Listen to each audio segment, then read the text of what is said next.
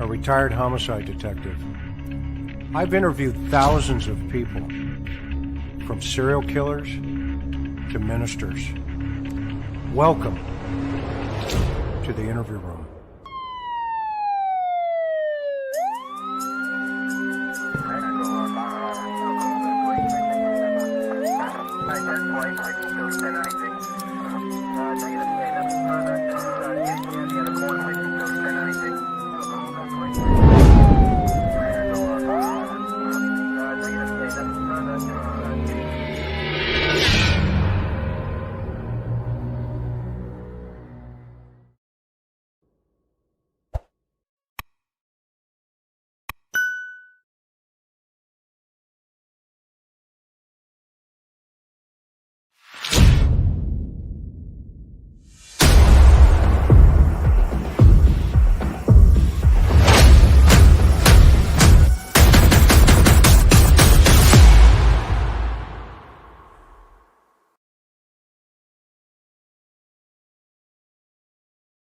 Possible GTA suspect there now, 4730 Crystal Street. Welcome to the interview room, everybody, on Super Bowl Sunday. This is going to be a much better game than that thing. Welcome, welcome, welcome. We're so excited that you're here with us. They're playing our music. Absolutely love it. LAPD in the background. 211 and Mulholland Boulevard. That's a robbery. So if this is your first time here, we want to welcome you each. We want to thank each of our subs, our members, our Patreon members. Without you, we can't do any of this. A big thank you always to our mods, Miss Sophia. Welcome back. We sure did miss you, but we're so grateful that you're feeling much, much better. Maui Girl, Teresa M., Mimi J2, thank you, ladies, for all that you do. And we know that some of you out there are going in between the Super Bowl and the interview room. You know, where do I go? What do I do? But I would tell you tonight, I think you'll find this is going to be really interesting. And, of course, serious for Rachel Morin, who we're going to talk about tonight, a mom of 5. I'd like to welcome, as always, my dear friend, Dr. Gary Brucato. And if you've never heard of Dr. Brucato, let me tell you a little bit about him. He's a visiting scholar at Boston College, where he collaborates with Dr. Ann Burgess and Dr. Victor Petrecca on forensic research. He studies, among other things, how violent thoughts and actions emerge in psychotic and non-psychotic persons. He is the co-author of the Columbia University Mass Murder Database, which is the largest mass murder database in the world. And he almost had some more research today in Houston, down at the church there with Joel Osteen. And he's also the co-author of this amazing book, The New Evil: Understanding the Emergence of Modern Violent Crime. We need to continue to drive this thing up onto #1 on Amazon. If you've not read it, I'm telling you, well, if you're going to read it, then make sure your lights are on and you're comfy in your chairs or at home, and all your doors and windows are locked, because this is a real, it holds you to the very, very, very end. So that said, Dr. Brucato, Gary, welcome to tonight's program. Welcome. Thank you. Always a pleasure. Awesome. And so a little serious thought from Dr. Brucato and I, as always. We are victim-centered, family-centered in relationship to our discussions here. These are our opinions, and although we are both experts in our particular fields, it does not necessarily mean that the things will always fall out into their proper order. However, we get pretty darn close sometimes, and if you didn't see our stuff so far on, Brian Koberger, Dr. Brucato nailed him before he was even thought about in terms of captured. So we're going to approach this case tonight kind of on two folds, from an investigative position as well as from the psychological position, and how that plays into the offender in this particular case. So we've got a couple of bullet points here. We're going to share some information, LA PD updates, why the particular trail, why that particular area from a geographical profiling perspective. And then is this offender, is the potential for him to continue to strike still a high potential? And if he hasn't already, why not? And if so, what are those possibilities? So Dr. Brucato is going to try to get into the mind of this individual with us this evening. And just so you know, he has sat down with hundreds and hundreds of these guys and myself as well, and not in terms of the psychological aspect, but in terms of the investigative aspect.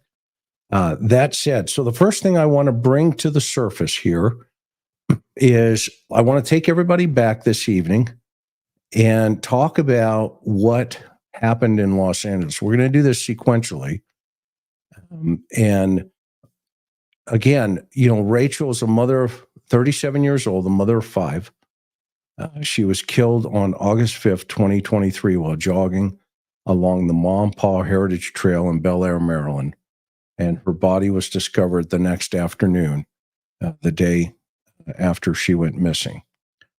About 2 weeks later, the authorities announced a major break in the case in the form of DNA from an unknown suspect. The same suspect, however, was involved in a home burglary and an assault, not sexual in nature, by the way. And this is going to change some of the dynamics on our conversation tonight because it was reported early on that the assault in Los Angeles was, a sexual in nature. And that's not the case, guys and gals.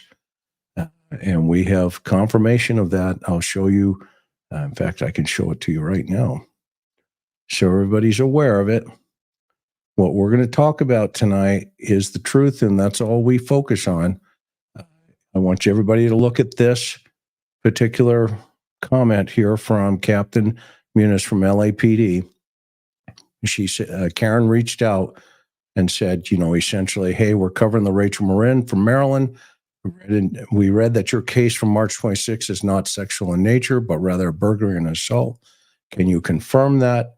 And Captain Muniz reached back and says, hello. And this, by the way, was back in September of 2023. So we've known this information for quite some time. He says, Captain Muniz says, that is Karen. Hello, Karen. That is correct. There was a burglary and an assault that was not sexual in nature in the LAPD 77th Area Patrol Division. So what does that mean? It means it changes the dynamics of this particular case. And this is why it's important to always stay with the truth. Because now that changes the dynamics in relationship to, okay, then what are the possibilities and what was going on there in LA, and how does that impact the murder in Maryland? Los Angeles police said that the suspect involved in the residential burglary on March 22nd or 26th in South Los Angeles, a spokeswoman said that the assault was not sexual in nature, but the investigators did not want to disclose any more details about what occurred in the house at that time. Well, what we have learned through my sources and my contacts is the suspect left the hat and it looks like a liquor bottle in the home. And that is where the DNA came from. They grabbed it off of both of those items. Los Angeles Police Department detectives have been in contact with Hartford County investigators to provide any and all information needed to bring the persons responsible for this brutal and senseless murder to justice, said Captain Kelly Muniz. And we not only got the note from her, but it was a phone contact as well. So that said, Dr. Brucato and I want to be very careful about what type of information we provide and you can hear Buddy scratching over here in the corner. And these Jack Russells. Can we give a heart for Buddy here tonight? This nut job's not watching the Super Bowl either. He's over there. But so the family this week, Gary put out a new video, and I have the news clip right here. I want to play it for you real fast, if that's okay. All right. This is what the news, the family and the lawyers are talking about. Okay, hang on. Let me get it. So, Gary, while I'm teeing this up here, how do you think that plays in now? With this not necessarily being a quote rape, that's what everybody was, reporting out there. How does this potentially change the dynamics in relationship to the murder going forward? Well, what's complicated about it is that He's behind the door. oh, I love it. What's complicated? You need to take care of. Yeah, hang on. Go ahead. Go ahead, Gary. Sorry. I just love the idea that he could just sort of disrupt the whole thing if he wants to, and let him. He's adorable. It's worth it. Sorry, I have a soft spot for dogs, so I don't mind it at all. So so I think the problem is that people are trying to create a pattern, right? So you're thinking sexual offense in the first one, sexual offense in the second. That makes sense. Or okay, clearly has some issue with women or whatever. Problem is now what you're left with is two stories that don't really make a pattern, because you don't have sexual assault in both cases. One is a home invasion and one is out in the open, in a jogging area on a trail. One is against a young girl who, an underage girl, as I understand it, right? And the second is an adult woman, a mother of, I think, 5 children, completely different victimology. They may be very different ethnically. In other words, it takes away from a pattern that allows you to guess what the heck is going on here. And it may be that what you've got going on here is somebody who commits one very heinous sexualized offense and is being tied by chance, by DNA, to some prior incident that simply speaks to a pattern of all kinds of aggressive behaviors or inappropriate behaviors, saying something about his personality, or who knows, breaking and entering, or some inappropriate kind of drinking with an underage girl, or trying to get her to drink, or some other robbery. We don't know, but the point is, I think it says something about a person's personality, but it takes away from the clear image of somebody who is necessarily a repeat sex offender. Now, the thing is, I think there certainly are signs that he could be somebody who is progressing toward a pattern. And the reason is that the offense that occurs in Baltimore is so heinous and so obviously the work of somebody with severe sexualized violence towards a woman, at least a woman, that it suggests that, the person could easily do it again. But I think people should be very careful in applying the label serial killer, as has already been done to him. They might say he is a potential serial killer, or he is somebody who shows what could be the fledgling offense in a case. But now that we don't have that first case as a sexualized offense, it's a little trickier of a story. You get what I'm saying? Yeah, 100%. It's a little more complicated, right? So here's my theory on Tell me. What we've learned so far, and to dovetail into your thought. Right. Also, the hand that you see and the arm that everybody sees at the door is a male. It is not the victim. And I know that based on my conversations. So that also tells us a couple things. So what I've learned in relationship to the suspect as a whole, right? As you and I always break down, a suspectology and a victimology. I think this guy is definitely part of that neighborhood, number one. And I think he's also connected somehow through friendship, fellowship, something into that family. And and just one theory that I have, and it's not confirmed or anything to that effect. I think the reason why he's over there is he's familiar with the family. The fact that there was allegedly a liquor bottle left behind, that tells us that he's drinking with the family. And the fact that the case came out as a burglary and not as a sexual assault, that means he entered the building with the intent to commit a theft or a felony. That's the elements of burglary in California, PC 459. So if he's hypothetically partying it up with the family, maybe he knows the dad, and then he goes on to make a move to the daughter, intoxicated, and his shirt's off, his shoes are off, he leaves his hat, and the father boots him out of the house, like, what are you doing? Get out of here. And then the father calls the cops. And LAPD responds. It's in the middle of the night, to go get him. And he evaporates into the neighborhood. I want to show you a video real fast. I got to pull it. Chris, just 2 points to clarify something based on my own thoughts and questions coming up in the chat. Number one, what would be your hypothesis about if he knew him, why he didn't name him? That would be the first question. And the second question, representing Rachel. Hang on. Go ahead. I'm sorry. The second question would be, if he was let into the house, how come this camera that seems to run all the time in front of the house, there doesn't seem to be any footage of him entering ever? Like, if you go back hours or days, he doesn't come in the house that way, which raises the question, did he sneak in through a window or something, or is there another entrance? So those are the two things that one has come up in the chat, and the other is just something that bugs me about it. He snuck in, was he, so first of all, that first question, do you have a theory about why the father wouldn't name him if he knew him?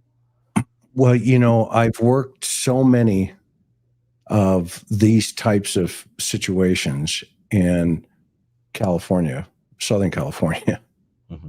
I had an immigrant one time who was in a tree. He had a piece of plywood, and he was the witness to a horrific homicide that happened right underneath him under the tree. Okay.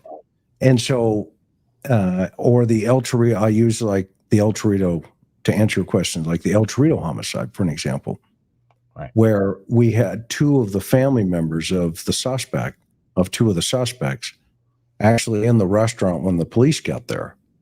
And it was like, trying to pry all four molars out, trying to get the information out of them. So I think there's a fear that takes place among the immigrant community. A fear of, at that time and during this time, of, so much. They don't trust the police in terms of, what to do, what not to do once they're in the United States. So there are these barriers to entry in relationship to providing information. And I think the fact that the PD got DNA opened up a lot of doors, but the family now that lived in that house has moved. They no longer live in that house. So in of itself, that is a very difficult problem now, because now if you're LAPD or, that's their jurisdiction, you're now having to hunt them down. They didn't move them. I know that for a fact. Okay? So there's this, code of silence sometimes that you have to break through. And this is why so many of these cases in South Central, and then remember, this is the 77th, division, i.e. this is the same division where, Florence and Normandy is, and where the LA riots started. So it's, I mean, within a couple of blocks of, Normandy and, Boulevard and Florence and Normandy. So this is a very, poverty-stricken area. There are only 2 Hispanic main gangs in this area. The rest are Black, African American, and so those folks are stuck within this other dynamic of poverty and all this other stuff. So there's a very, tight code on the street there. And so I think this is what everybody's been up against. And this is my personal opinion. I could be 1,000% wrong, but it wouldn't surprise me if the father knew who this gentleman was and had invited him over for a beer or something that day. And, they were drinking it up because, if you also think about it, why is he just so casual going out that door? I mean, he's just walking out the door and somebody's at the door closing saying, I don't think he's saying goodbye. I think he's saying, get out of here. But there's, go ahead. But then you're faced with the puzzle of why there's no footage of him entering through the door. Well, but we don't know that it doesn't exist. You mean that it could have been, that it wasn't running 24/7 or that it was not given over or some other story? I mean, it is puzzling. I mean, but the other thing that's very puzzling about it is, why is he shirtless? I mean, if he wasn't trying to commit some kind of assault, I don't get it. He seems shoeless and shirtless, right?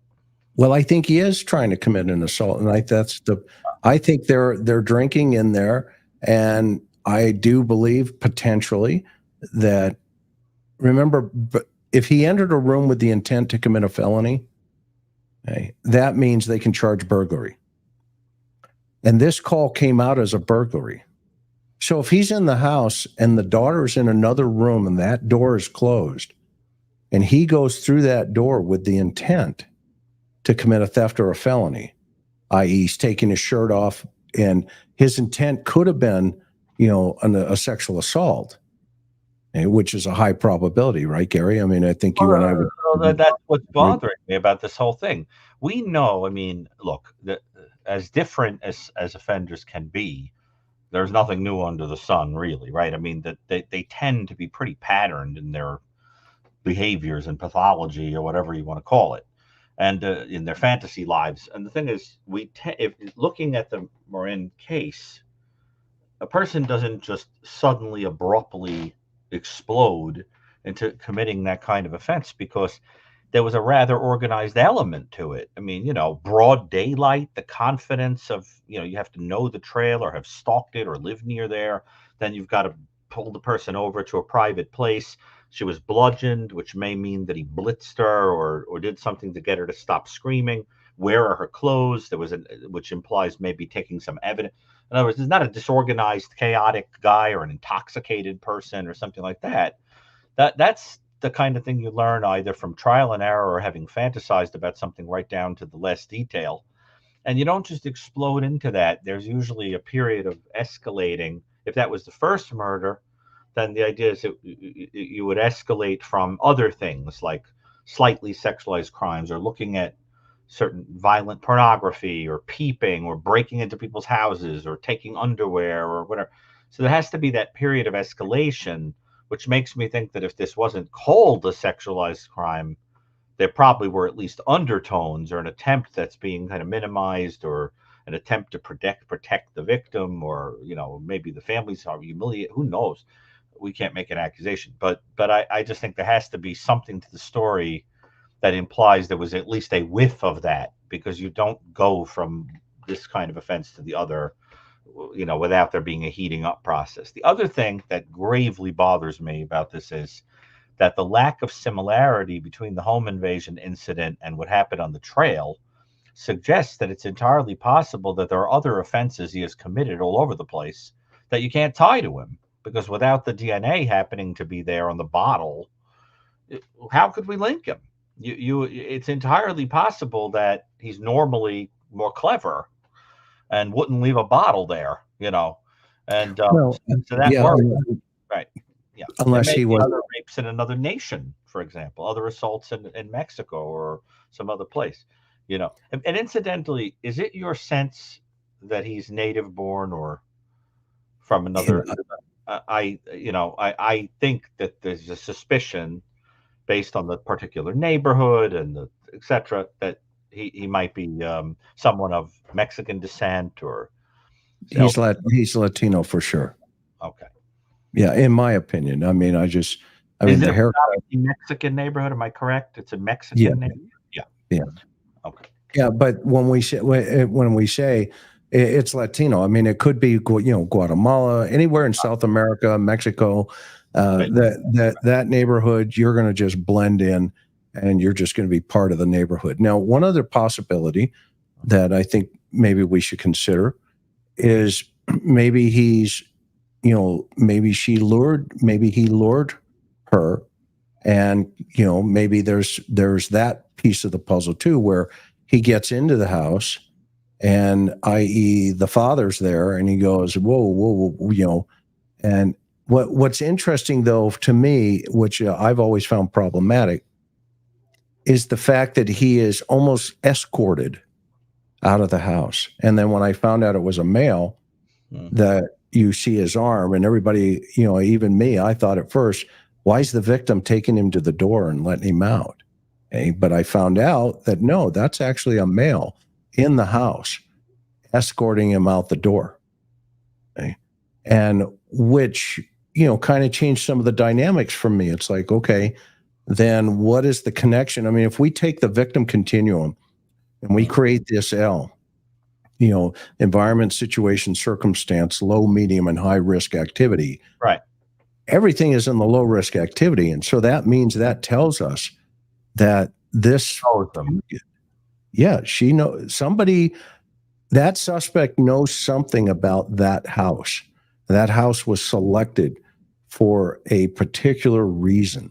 Why would leaving the house serve any good then? If the person knows you, they're going to find out where you moved to. Well, again, it goes back to now, what's the code on the street in relationship to do, if we say something, what does that mean? How does that pull us into this and even further? Okay, we look like rats, or we look like, I understand. That's a very interesting. The Morin thing hadn't happened when this thing went down in LA. So, and LAPD writes hundreds of these things every single day throughout the city. And it's like, okay, it goes into the file. The officers took the bottle, they took the hat, I'm sure of it. They were smart enough to pull a swab or something, probably around the rim of the hat, internally, around the bottle, around the top, where somebody could have leaked, drank it, and they submitted it. And boom, it hits on CODIS, months later for Rachel. And now all of a sudden, all the alarm bells go off. And fortunately, the patrol officer that responded on this thing did a heck of a job. And if we notice here, what the captain said, the language here is pretty specific. And that language is patrol division, area patrol division, meaning a patrol officer did this, and it was turned over to the detective bureau. But this sentence, Chris, suggests that there was an assault. It just wasn't sexual in nature. Yes, there's no question about that. So something, in other words, it could have been physical violence. Correct, and that could have been on maybe somebody else in there.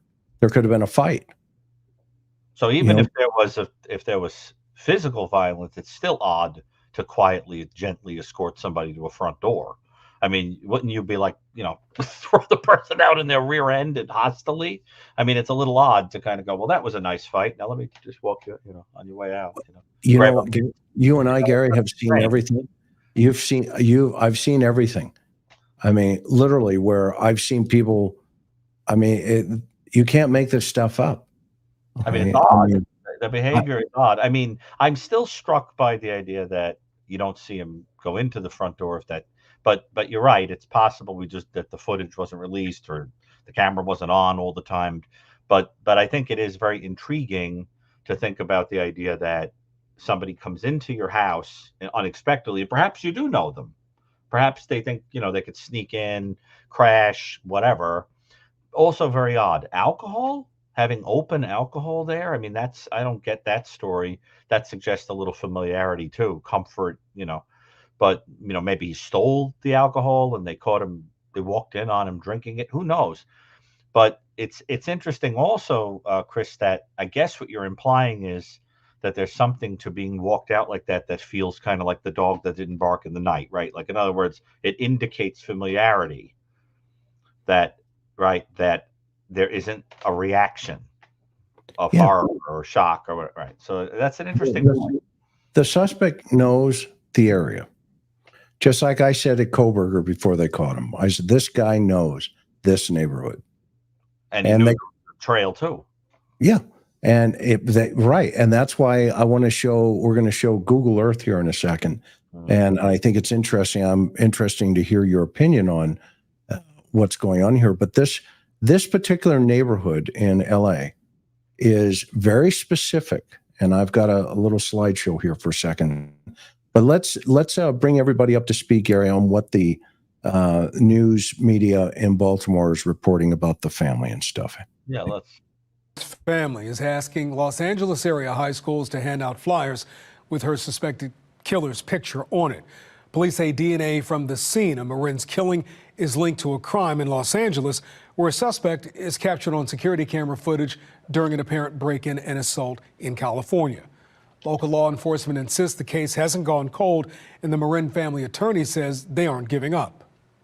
This has not been as prevalent in California as it has been in Maryland. We decided we're going to go straight to the doorsteps of the individuals that live around the house in Los Angeles County where the crime occurred back in March. The family's legal team created a digital campaign to help Spanish-speaking residents become more familiar with the case. The reward for information leading to an arrest is now $30,000.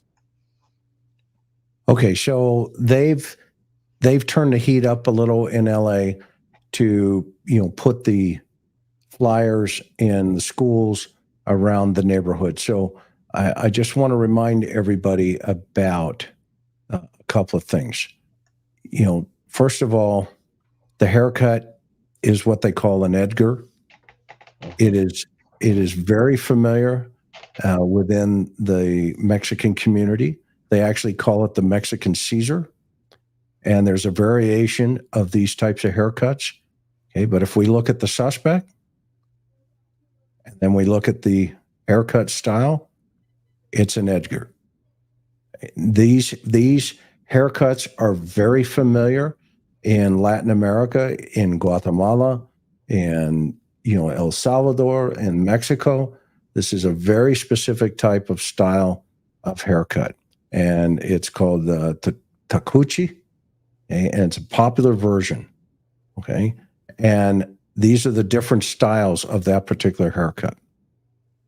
My God, I've seen better heads on boils. As they say.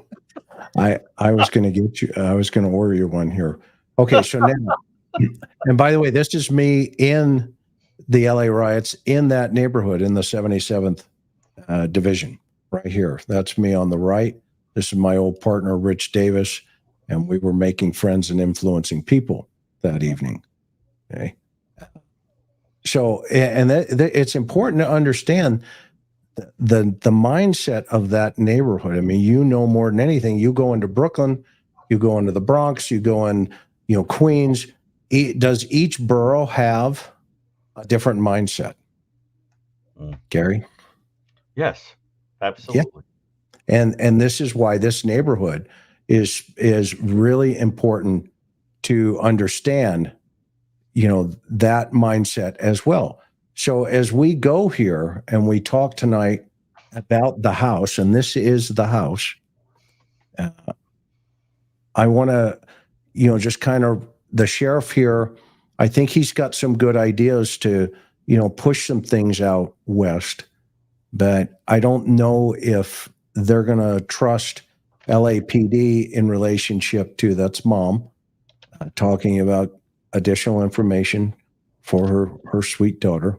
And this is one of the reasons Dr. Brucato and I wanted to do this program tonight, is to keep Rachel's, case in the news like others, and also be sensitive to mom. This is the trail. Now, I want to talk a little bit about geographical considerations. Keeping the trail up here. Gary, any thoughts so far from what we've already? No, I think it'd be very important to kind of look at this, and I'm also, I think that you made the point about the familiarity that you sense in LA, and I think what's odd about it is, I guess, well, not odd, it's interesting that if you are familiar in an area, that may explain why you don't feel you can melt into the background there, and you've got to take off and go somewhere else. Because if he wasn't familiar, he could hide out, or have, so it suggests to me somebody who kind of went on the lam, and probably a resourceful guy that would either steal cars or hide out in houses or crash or hide in tunnels and parks or whatever he had to do to kind of make his way. How many days, by the way, are there between the LA incident and Baltimore? How many months? Well, the Baltimore incident goes on August 5th, 23, and the LA incident goes down on March, right? Late March. Yeah, okay. March.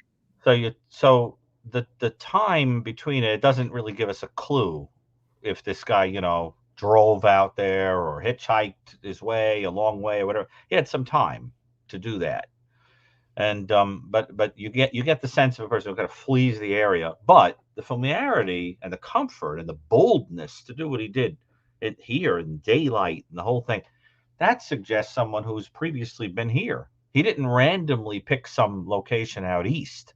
It suggests that he knew someone out there and figured, I'll go be safe out there, and then once out there, then plays out more fully this kind of horrendous crime. I mean, don't you think, Chris, it all smacks of this is a bi-coastal dude. He's got connections in these two places, don't you think? Yeah, absolutely. And this is, so here's the neighborhood there. Okay. Right. And now if we look at the neighborhood, this is a typical South Central Los Angeles neighborhood. And I see some folks putting, crazy stuff in the chat about, the fact that the guy's, Hispanic. Look, that's not a racist comment, everybody. If you feel that it is, then I'm sorry, but it's not. It is what it is. I'm a white guy. He's Hispanic. I love them all. Anyway, that said, this neighborhood here is a very, familiar. If he comes out of that door, which we saw him come out of that door, right here to the right, he comes out of this door, and either he jumps over this fence or he goes out that gate. We can't really tell in the video other than he turns right. That means he's living in this neighborhood. And because you don't leave the house, this is down the street. This is where he was headed, down this street here. And these apartment complexes, okay, I would guarantee you, are loaded. Okay, with, immigrants. I'll guarantee it. By the way, Chris, Susan in the chat says that the DNA apparently proved that the person was of Hispanic origin. Okay. I mean, I hadn't heard that, but that's interesting. Well, I'm sure the DNA proved it. No, that's what they're saying. I hadn't read that, but that's intriguing. I have to look into that. But if that's true, it's important. Okay. I've seen 1,000. I have 1,000 friends who are Hispanic. I'm going to say he's Hispanic. No, but I mean, it's interesting that the DNA helps narrow the profile so clearly. Yes, I agree. So very, very interesting. So this is the house in, which house? South Central Los Angeles. So that's the house. And there's the doorbell, the Ring doorbell right there on the side of the house. Okay. And if we think about this now, this is a house that is fenced in. Okay. And if he had broken in, he would have had to come in through this window or this window over here. There may be one on the other side of the house, but the fact that he was escorted out the front door, I don't know if he broke in even from the back or something to that effect. But Chris, I think you would agree, as somebody who's seen many a burglary, and I, both of us have talked to offenders that have cased houses. This is a very easy target house to get into. I mean, that is not a secure house, wouldn't you say? No, I mean, not at all. You could there isn't anything to prevent a person going into that window on the ground floor there. There's a drain pipe to climb up to the awning, and there's a window right up there that you could easily get into. The only window that has an air conditioner and that's blocked off is the one that you can't climb to, which is very strange. I mean, the gate is a joke. I mean, is there a dog? I mean, this is not this is a soft target house. It looks like to me. But the challenge that we have is there's a male inside the house. You think the person was there the whole time? I think so. Home and discovered. Yeah, I don't think he just shows up and comes into his own house and his daughter's in there with the stranger. Right. I mean, I don't see that. Too. You would have seen him come to the front door on the camera. And also, LAPD would have put out that this was what they call a hot prowl, meaning the burglary was, somebody was home and it was going down in progress. And that would have elevated not only their response level, but the way they would have put the information out. What's interesting about this is I want to go over here, Gary, simultaneously with the neighborhood in Baltimore. That's a very warm neighborhood, by the way, right? Like, it's hot out at this time. What was the temperature that time of year? In where? LA or where this took place? Is it warm in March? In LA or in Maryland? Where this took place, where the home invasion took place. Oh, in LA? Well, yeah, it's mild, 70s, 80s.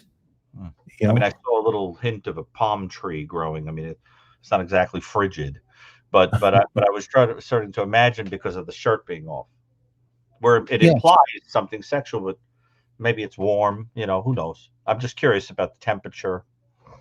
How odd it would be to walk outside without a shirt on. What I'm getting at. Yep.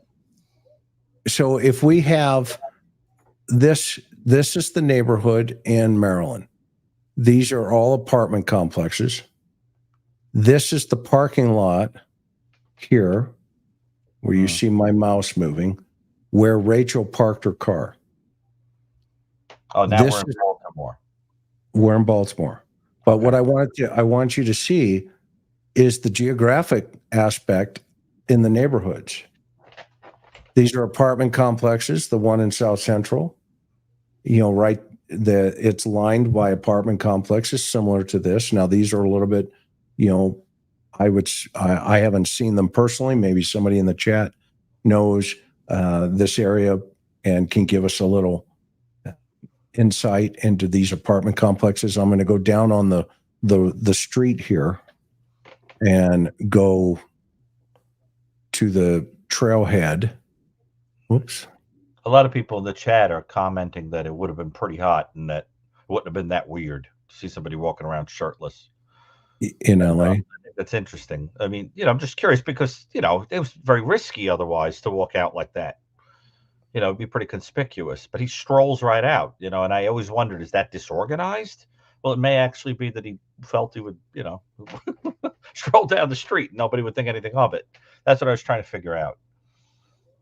Yeah, I mean, but in that kind of audio, and they call it a audio, in that kind of audio, that it would have been nothing. Everybody would have been like, "Oh, okay, hey, there's showing off his physique or something, or anything." So here we go. Or something. Yeah. This is the apartment complexes, and what's interesting about this is the trailhead. So I don't know. What are you thinking? I'm thinking somebody in this geographic neighborhood here, i.e. these apartment complexes, or something to this effect. He had, if he knew somebody, family member, friend, associate, anybody, there's a reason why he's in this particular neighborhood. Well, Chris, this gets into a principle that I talk about a lot when I'm teaching. Okay. And this will be very familiar to you, which is that if we, let's say for the sake of argument, the first murder and possibly only murder of this offender is this woman.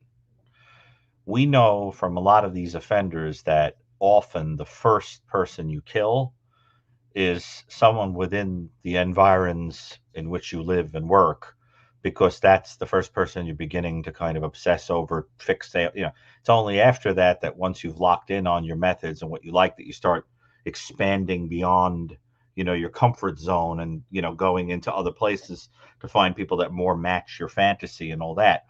Makes me think that there's a possibility that he was staying somewhere very near to where he bumped into this woman, found her attractive, and started to watch her or follow her onto the trail. Knowing you a while, Chris, I'm wondering if what you're about to suggest is there something that you almost wonder if he's staying right near there, near Correct. the trail. Oh. Yep. Right. And because well, I know me like a book. Great minds think alike. What can I say? So that's what you're starting to wonder. Yeah. Well, evident of the fact that the lawyers for Morin are going back to the neighborhood in LA. So somebody has some information that he's familiar with that region of South Central Los Angeles, i.e., why they're going to the high schools, anticipating that he has a younger sibling, a younger family member. Right. Maybe they thought he went to high school there. There are 5 schools there that they're targeting. Right. Maybe they're trying to get one of the teachers to remember him, or something to that effect. But that's an odd place. I mean, Chris, it is a rather random place to flee to if you don't know someone there. I mean, here, Maryland. Yeah, why on earth? I mean, what? Totally agree. Orioles nut. I mean, he loves John Waters. I mean, it doesn't make any sense. It implies that there's something he was traveling to that felt safe. And, unless he's just totally transient, or he has a job like a truck driver or something that gives him a destination. But it's odd. I think it's more likely he knew someone out there, and then once there, sees this woman, and this is a person who's got this kind of festering, perverse quality to him, and then perhaps follows her onto the trail and plays out a fantasy.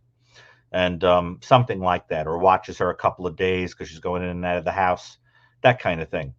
Wouldn't you say, Chris? And he must have walked around the trail and planned it a little, because you could tell that he's familiar with it. Yeah, or he lived there or something. He's been there before because he knew where the tunnel was, when it was, etc. It implies that he has some familiarity with the place. So I have to say, I think where your mind is going, if I'm reading you correctly, is that he may know someone there who won't talk. Absolutely. And it's the same in LA. Right. It takes me back to the house and where the first assault occurs. And the fact that we're thinking, okay, well, why does somebody, like you mentioned, Doc, why does somebody just kind of walk out and escort him out of the house? It's like, like even you said earlier, it's like, what? What's going on here? You don't have your shirt on, you've got your shoes in your hand, your cell phone's in your pocket, and you're just being taken back, to the front door and saying, have a good night, thanks for being here, and thanks for leaving your hat and your bottle of liquor, have a great day. One thing is weird. If you knew who the person was that broke in and you didn't want to give their name for one reason or another, why would you give the front door video? Well, that's a great question. Yeah. No, I don't know. You would toss that, right? That's the thing that doesn't make any sense to me. It makes me think that there's a possibility that they basically just discover some guy in the house that snuck through a window or something and is trying to crash there or be inappropriate with the daughter. But I think what happened is, because of the Morin offense and everything we know about patterns of sexual offense and so forth, everybody just sort of started imagining that there was a sexualized quality to the first offense. But it may be that this is just a guy with a kind of, you know, what they call criminal versatility that would do a whole bunch of criminal things. You know, maybe he was there to rob the place. Maybe there was an opportunistic quality where there happened to be a young girl there. You know, who knows? But I just think now what we're left with is this, what is probably his first murder. It looks like it, right? First murder, at least that's been tied to him by DNA. Or there are other offenses that haven't been linked yet that could be all over the country, because he could be a transient guy. But I'm suspicious. I'm really suspicious he knew someone in Maryland. That is just too random of a destination. Yeah, I mean, if he got, you know, Rachel's first husband said that the guy was thrown out of the house. Okay. And that you know, again, that doesn't surprise us. I think that's important information. I think what's really interesting, though, is he has to have a familiarity with that particular home in LA and with the trail in Maryland. This guy is, you know, to Dr. Brucato's thought process, and I agree with it. This guy knows these two neighborhoods, and he's very comfortable in both of these neighborhoods. Right. And that means there's a network of people around him that know who he is as well. I mean, I can tell you case after case, working in Southern California, 13 years in homicide, I can't tell you how many cases I've had where the witnesses saw everything. And it's like pulling teeth to get them culturally to trust you. Remember, they hate law enforcement. Well, they don't hate, they mistrust law enforcement in Latin America. If you don't believe me, go down there and try it. Okay. The one of the cases that we had, we came up with an idea, and Gary, you're familiar with it, where we had a reward fund. It was $10,000. Oh. In the Vadio, back then, that was like $50,000 back then. It was, you know, back in the day, 91. That was a lot of money. And it was put up, and everybody knew that there was money on the line. Not one phone call. Not one. Okay. Until we went to the two family members, and I said to them, I said, okay, here's what we're going to do. Because we knew that they knew the suspects. I said, you know what we're going to do? We're going to find out where the guy's name was Mauricio Ramirez, Uncle Mauricio. I leaned over to the nephew of Uncle Mauricio, and I said, here's what I'm going to do.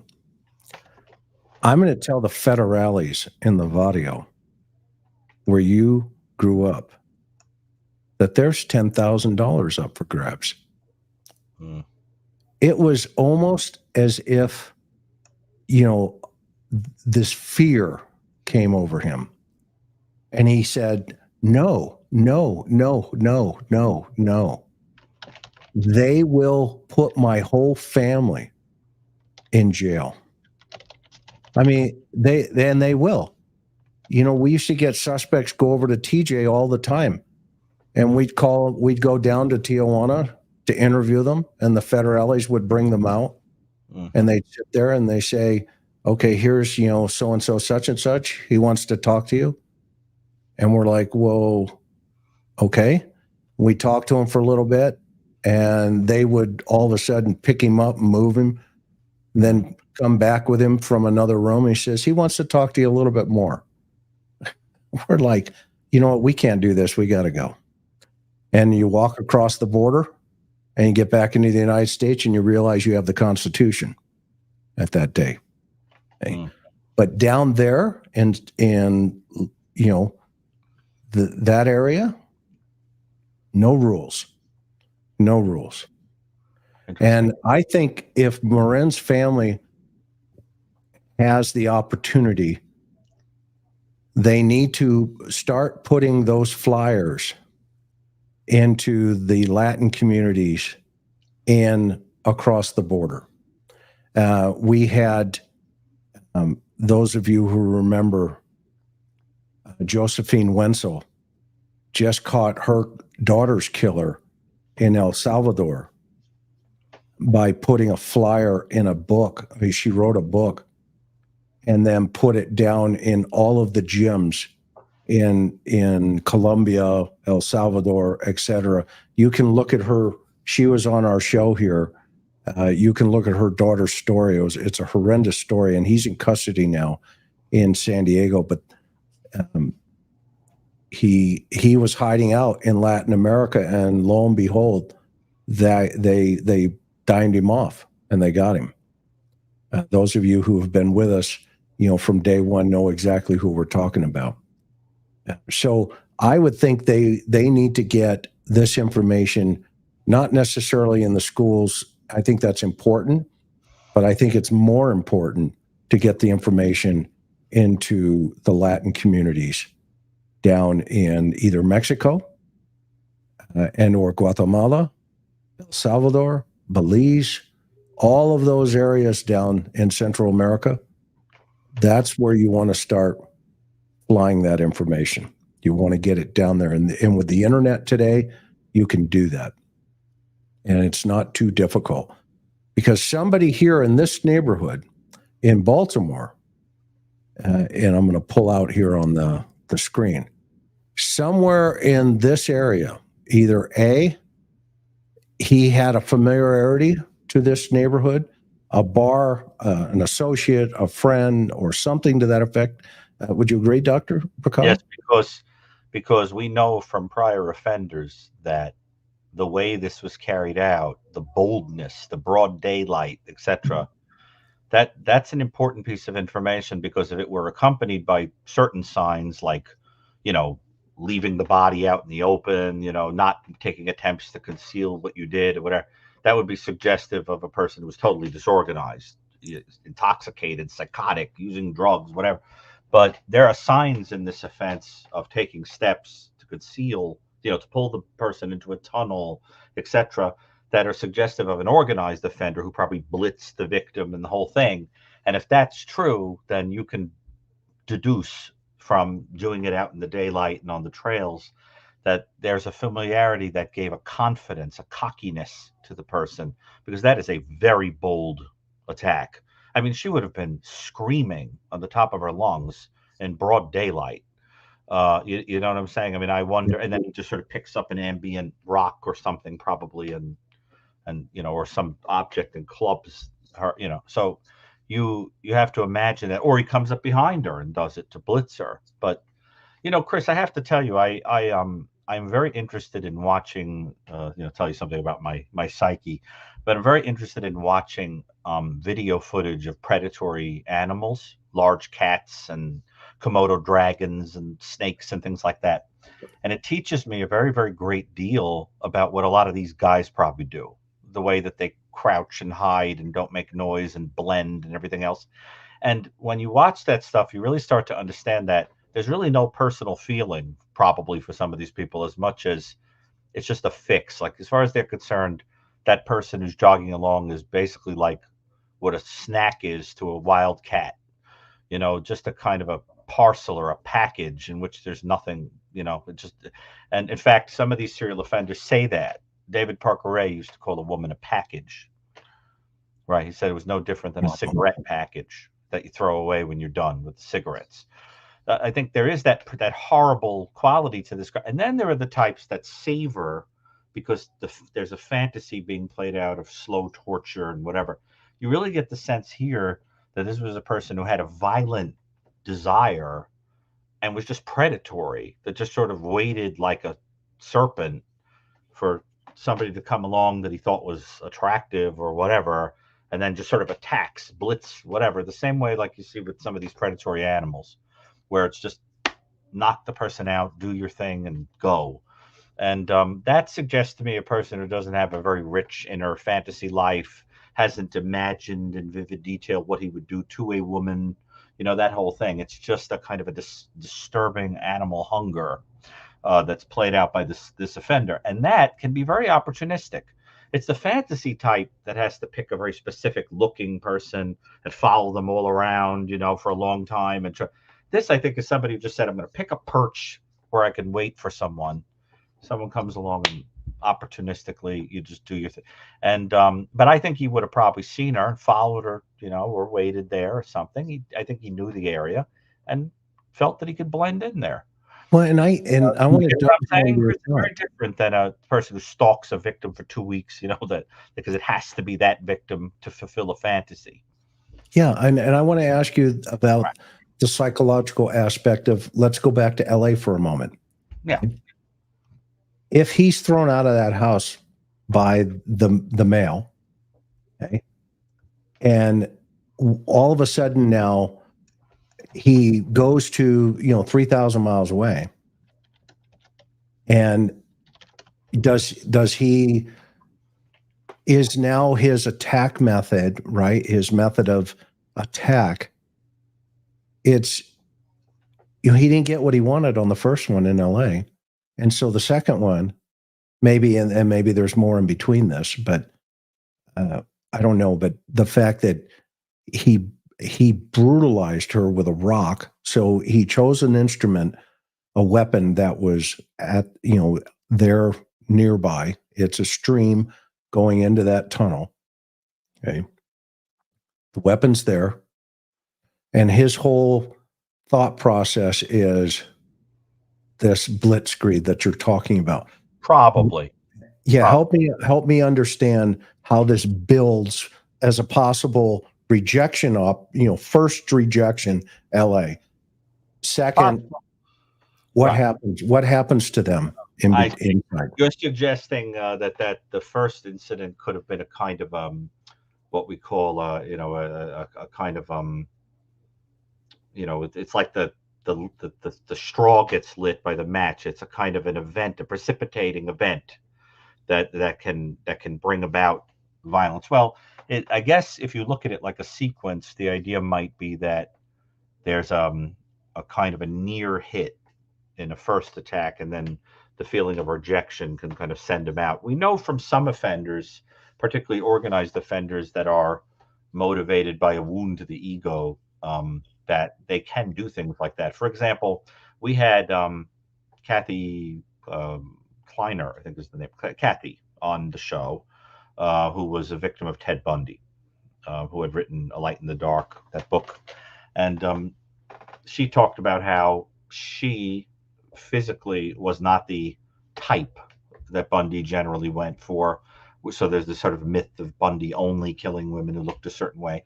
And she said, well, I prove that that's not true, right? I have curly hair, and I don't, it's not part in the middle and the whole thing.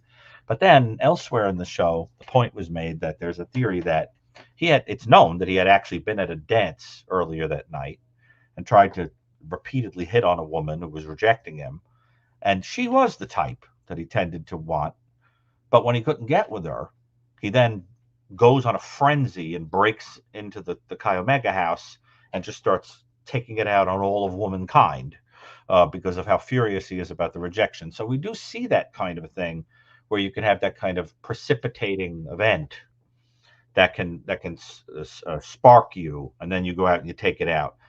You could also have a situation where you have your eye on someone, or you've already been fantasizing about killing, and then there's an event in your life that humiliates you. We've talked, for example, in the Koberger case, that if he's guilty, that mass murder, which I think was probably a targeted attack on one person that turned into a mass murder, there's this suggestion that he might have, been angry that there was this sort of event that flared things up at school where he was going to possibly lose the TA job. Women had been complaining about him, and then he goes out. So, so you wind up with this event that has to set the match to the straw. So I guess what you're saying is it's entirely possible that feelings of rejection or being, dissatisfied in the first event may have led to this sort of need to take it out. Now, this is where I think, Chris, we have to get into victimology, because I have to tell you that there's nothing in common between the target, the opportunistic victim, I think, in the first offense, and this woman that he attacks in the second. One possibility is they just have to be female. It's not being targeted because of age or appearance or ethnicity or whatever, which again argues it's not about where you have a prototype in your fantasy and you go trolling for the victim. It's more that kind of primitive animalistic thing where the person just hates women and is, sexually perverse and whatever. And the other thing is, Chris, he didn't bring any objects with him that would play out fantasy. Like, I'm going to do this the first time. I'm going to have a kit. It's more like you just pick up whatever's there. Yep. Now, we know from some of these offenders that the blitz attack is very important. Tells you a lot, right? Bundy was a blitzer, right? Yep. And, so it tells you one of two things. Either she's running along and he comes up behind her and clocks her with it, right? But this is complicated because, as I understand it, there were indications she put up a fight, right? She's not knocked out. He may have tried to, or he may have knocked her out partially and then drags her and then she wakes up and starts ferociously fighting. Or it could be that she's screaming and he just picks up a rock and does what he does. And now, if it was a large enough rock, they could have looked around and found where the grass was disturbed or whatever. In other words, I'd be very interested to know where the rock was picked up, because if the rock was picked up outside that tunnel area, right, then that would argue more for picking it up and clocking her with it, But if it's inside where the struggle would have happened, then it suggests that it was done to quiet her. Like, I'd want to know where the rock was picked up. You know what I'm saying? Yep. That would tell you a lot. It also suggest an incredible, angry, ferocious quality, impulsive, possibly probably misogynistic, but just furious. And that's the other piece of this, is that, why this particular victim? Did she emblematize something that he's always kind of felt that he couldn't have? Did she emblematize privilege, beauty, wealth? Did he see her with the kids looking happy? We don't know what she emblematized, but it's also possible it was just a lust thing, that he just thought that she was an attractive woman. And if I want to go back to the street here, Gary, for a moment, in LA. So look at all the cars on the street here. Yeah. Now, he's just attacked a victim in the house to the right. He comes out, turns right.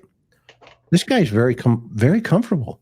Very comfortable. Either he has an ego the size of, Maryland, or he's been there. Yeah. I mean, in South Central, the guy, he just just got thrown out of the house for attacking, somebody in the house. And this guy's walking on the street, and this is in the middle of the day. Every one of those spots is going to be filled with a car at night. Every one of them. And everybody in that neighborhood is on edge, looking around to make sure that their vehicles, their cars, this is what I used to teach young detectives, is look at the vehicles out on the street, and you'll get a sense of the security nature of the neighborhood. This guy comes out of that house, just not focusing on the suspect for a minute, but just focusing, where did Gary go? But he'll be back here in a second. But guys and gals, just focusing on the vehicles on the street. There are minivans, there are a lot of, very large cars that carry, probably multiple people. And so this tells us this neighborhood, could have families, could have kids, et cetera. And we know for a fact that house there that he did go into had a family, and it would be consistent with the type of vehicles, okay, that are parked out on the street. This guy walks out of that house after getting thrown out and casually just starts to move down this street. Okay. Now, if we contrast that with the area where poor Rachel was selected, this area here in the parking lot area, you have a variety of type of, folks showing up here. So I would submit to you, is deep into the trail because he's not as comfortable. He's adapting. Possible, yes. Yeah. And he's adapting to the environment to the point where he gets, let me back up here for a minute, inside the trail, i.e., he is now consciously making decisions to attack because he's not as comfortable like we just saw in LA, just to walk down the street. Here, he chooses, look at the concealment and the cover Right. that he's choosing. And to Dr. Brucato's assessment of this guy, imagine now the prey blitz concept of, let's say hypothetically somebody was on the right in that tree line and she's running down there. I would like to know what side of the path the drainage ditch is or the drainage tunnel is, because it's easier.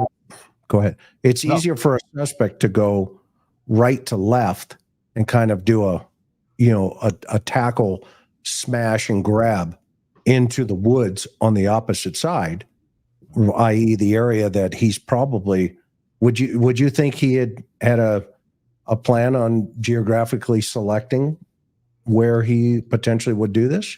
It's possible, but my sense is that this is not an excellent planner. This is not a particularly bright person. I think this is a person who's a creature of anger and impulse, and just sort of like, I mean, he could probably evade capture and things like that and take some steps to hide stuff.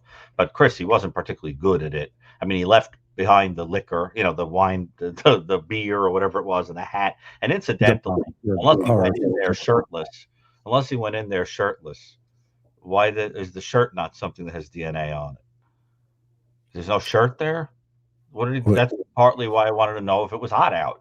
Did he go in shirtless? I mean, where's his shirt? If he walks out, he had it under his arm. He had it under his arm. Is it under his arm? I thought it was shoes. Yeah. That's sneakers. No, he's got both. He's got his shoes and it looks like a top of some sort under his arm. I didn't see it. I thought that was sneakers under the arm. That's good to know. So he's got the shirt. So he takes the time to pick the shirt up.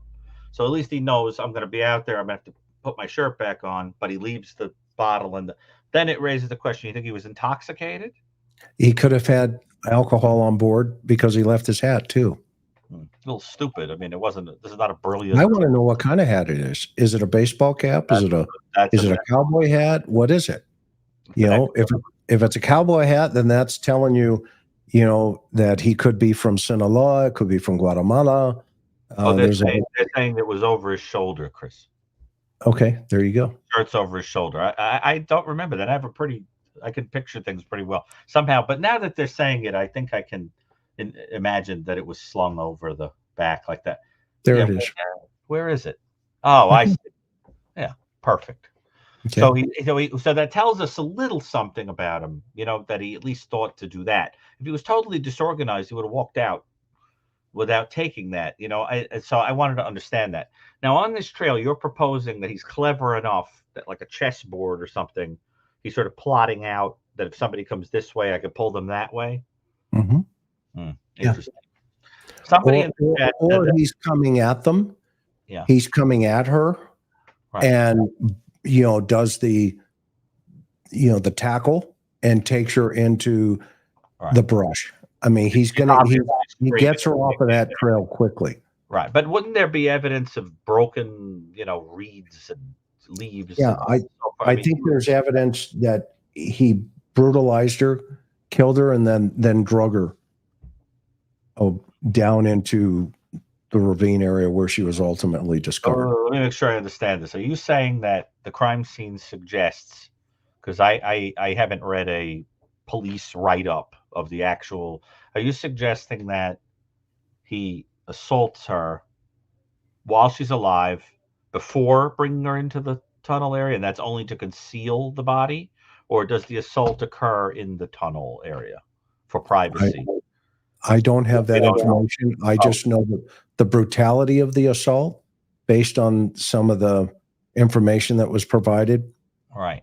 was, focused on the right side of the head, and that Right the side of the head. suspect drug her allegedly into the tunnel. Right side of the head. I'm just trying to picture which way she'd be coming and how he would have come. Now, Chris, do you think, based on the photo image we have and the way he was carrying things and the way that he would have hit her, can we make any deduction about whether this guy is right-handed or left-handed? I don't have that information, but it looks like if we look at this, hang on, let me pull this up It here. tells you something about whether he would have hit her from behind or the front. And you know what? It looks like his right hand looks like his dominant hand. And if we law firm representing Rachel Morin's family is asking Los Angeles area high schools to hand out flyers. If she's facing him, and let's say he's right-handed, right? And she's facing him and he hits her, he's going to hit her on the left side of her head. If he's right-handed and she's hitting the right side of the head, he came up behind her. So that's what I'm saying. It's important. So it suggests to me that he's a right-handed guy who picks up an ambient rock, walks behind her and clocks her on the head, blitzes her. Once she's knocked out, he does whatever he does. She probably wakes up, fights him ferociously, and he's dragging her into privacy because she's screaming and yelling, and he wants to do what he wants to do with her. And then ultimately the question is, where are the clothes? Now, here's the interesting thing. He leaves his own clothes, his own hat at the first crime scene, but he takes her clothes with him the second time. Is that because he made a mistake the first time? And I think her clothes are left at the scene, but they're discarded away from the body. Is that what you think? Are they dumped? Yeah. Do we find them? I think the authorities have them. Are you sure? Yeah. I haven't heard this. I'm pretty sure. I mean, if that's interesting. If Rachel's first husband is still in the chat, and by the way, we'd love to have you. I'd love to know. We'd love to have you come up if you wanted to come up and talk. We'd love to help you as well and your family. If you're out there, if you know some of these answers, I don't want to be guessing. Who are you talking to? Her first husband was in the chat. Oh, I didn't know that. That's very interesting. That's very interesting. There he is. Thank you, Matthew. Matthew, that's my understanding, and it's important because he may have learned from the first incident to not leave anything. You know, here he is, Matthew. Yeah. Is that Matthew? Yeah, there's someone who seems to know the case very intimately, whose name is Matthew, and I don't know if that is someone tied to the. If you are in the chat and you'd love to speak, we'd love to talk with you. We could email you or hit you up, whatever you needed. We could even put the link in the chat if you were interested. No, it's not necessary. At the same time, we don't want to inconvenience your family. But that said, I think the blitzkrieg idea that you have, Gary, is solid. I think he may be a right-handed dude here. And hits her from behind. Yeah, here he is coming out. If he's getting pushed out, you can see he's pushing back, but now I just noticed on his right upper arm, he has a tattoo. Hang on. He does appear to be right-hand dominant. He's got a tattoo right there. Whoops. On his right upper bicep. Boom. Right there. You can see it. Matthew says that he can try and talk and restrain himself from saying too much. So let me see if he's written. He didn't write me. Maybe he emailed you, Chris. I don't see an email. Hang on for a minute. My wife is Karen. Can you get him, honey? Can we send him the link? That would be wonderful, Chris. It really would. Let me send you the link, and you can email it to him. Matthew, I think Karen's gonna. Let me get the link for you, and then Karen will send it up to you. So everybody, be patient with us here for a second. If Matthew decides to come up here. That's a wonderful thing because, Chris, we put such a heavy emphasis on the victims and conceptualizing that the family and are all part of the victimhood of the offense at the Cold Case Foundation, for example, and the idea of working with a family on a case that, is not bringing up a lot of leads is our specialty. I mean, that's what we do in the foundation, and we love to work with family. So I love the idea of speaking to him. Wouldn't you say, Chris? Yeah, absolutely. All right, sir. So I just sent it to Karen, and she will email it to you. We have your email address. That's great. So anyway, I wanted to go back to this tattoo because that's the first time I've noticed that. Maybe others have noticed it before me. But I wonder where he wrote, though. I didn't get an email. No. Karen's got it, Gary. She's working on the other side. Yeah. Oh man. So that means that the information he's giving us in the chat is very useful. He's saying, for example, he's telling us that she was 5'9". He's telling us that there's no info on the clothes. He's telling us that there were not really any rocks in the tunnel, so that it must have been from outside. These pieces of information are extremely valuable. I mean, he has, knowledge of the area, and that helps a great deal. But I think everything is more and more consistent with the hypothesis that a right-handed guy is going along the road, sees this woman, blitzes her from behind, does his terrible thing, and then there's a dragging towards this tunnel, and it really is probably a very ferocious. And my sense is she put up quite a battle. She was probably quite strong, Chris. Yeah, and I noticed this too inside of the house. There's some type of reflective light here, and I can't tell if this is the end of his nose or if he has a mustache. The haircut is definitely an Edgar. Right. Interesting. There's a light inside the house. It looks like it's attached to something. I don't know. In between here, it's like a reflection off of something. Could be some kind of decorative item with a crest or a jewel or some kind of large thing in the middle of it. So I think this is a great idea of what they got going here. I would go back to making, the idea, expand it much more into Latin America. Right. But Chris, weren't there also ties, or at least clues that arose from tips that were in other parts of the United States? Yes. And Blackwater, where I thought the same thing. Remember those old cuckoo clocks? I thought that too when I saw it. You know how it was hanging down there? Hang on, let me go back here. Whoops. I think this is a great observation here. Doesn't that look like a cuckoo clock? Could be. It does. Yeah, because there's a little pendulum at the bottom. Yeah. Possible. Matthew, welcome. Oh, Matthew. How are you, sir?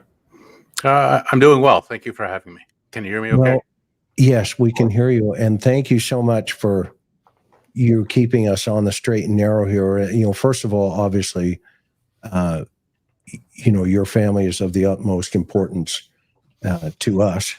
And obviously, you have the best and most solid understanding of the totality of the circumstances. And so our condolences right from the get-go to you and your family. We've not met before. And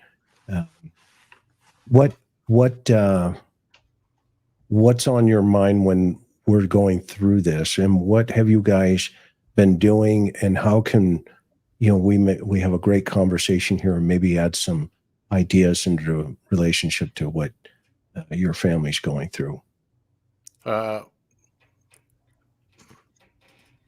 Going through my mind when I'm listening to the two of you talk about the ideas, I'm actually extremely impressed of like how spot on you are with some of the stuff. Some of the stuff you're kind of close, but you're a little bit off. But that's only because you don't have some of the information, which is why sometimes I try to speak up to steer people in the right direction. I don't ever want to do anything that's going to compromise the investigation, but I also want to point people in the right direction so that we're not wasting time and resources looking in the wrong area. Right. And speaking for Rachel's children, what they really want is they want to catch this guy. Sure. So I'm grateful for the work that you guys do to get Rachel's name out there and to help look through all of the data. So anything that I can do to help you do that is going to help the kids. So I'd be grateful for that. Well, Matthew, can I ask you something that I just want to give you an opportunity to talk about this. Sure. We get so focused on the offender and just sort of talking about Rachel as a victim of a horrendous crime. What was she like as a person? As a human being? She was extremely outgoing. She was quite the extrovert. One of the things that really caught me off guard was we did a lot of canvassing where we were handing out a lot of flyers. We always met at the trailhead, and I would run into a lot of people that were coming in to help with the canvassing, but also people that were just going to the trail to run. And it was amazing how many people we would run into that would say, we saw Rachel all the time on the trail. She would always say hi. She would smile. She would wave. And it wasn't just at the trail. It was everywhere. We would always run into people that would say, I knew Rachel. I knew Rachel. Not all of them were best friends with Rachel, but they interacted with Rachel. So she was so entrenched in the community because she was such an outgoing person that just loved interacting with people. And I think it's pretty obvious that she cared about trying to make herself a better person, not just physically, but she started a business to try to improve the life, her life and the life of her children. It's a pretty difficult challenge raising 5 children, particularly when you have 3 fathers. I mean, it's tough dealing with one ex. You're dealing with 3 exes. I mean, that's kind of tough. I mean, just kids going back and forth, managing 3 exes. I don't know how she managed all the struggles in life. But she tried, every day she got up and she just tried to do the best with what she could, what she had. And she was dealt some pretty rough cards in life. But in many ways, she was emblematic of everything this guy probably wasn't. Absolutely. I can't think. Whenever I think about this guy, I only have really bad thoughts. One reporter once asked me, what would you say to this guy? And I don't think that there's an answer I could give that a reporter could actually air, because I don't think that there is no talking sense in this guy, no turn yourself in, because I personally just don't feel like that's who this guy is. To do what he did to Rachel, I don't feel like he has empathy. I don't feel like I could appeal to some sort of inner sense of good. I think he might be able to project that to other people and fool other people into thinking that he has those qualities, but I think deep down he just doesn't have them. Right. That's what makes this offender so incredibly dangerous, is that this is not an appetite that would be satisfied after one victim. Yeah. And the thing that's so horrifying about it is that, wherever he is, that he's either being hidden, or he's slipped over the border, or he's done other crimes that aren't being linked. As he satisfies that appetite, one of those 3 horrendous things is going on. And the one thing I perhaps you can't answer this because of the investigation, but doesn't it seem odd that a person would randomly pick Baltimore, fleeing to LA?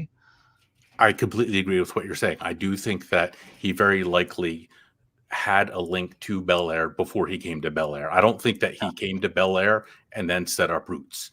I think that was a target location he was moving to when he left LA. And I think he was definitely here for a while. I don't think he showed up on August 1st and then attacked Rachel. Anybody that has spent any amount of time on that trail is going to know that even if you intimately know that trail, you did not know those tunnels were there.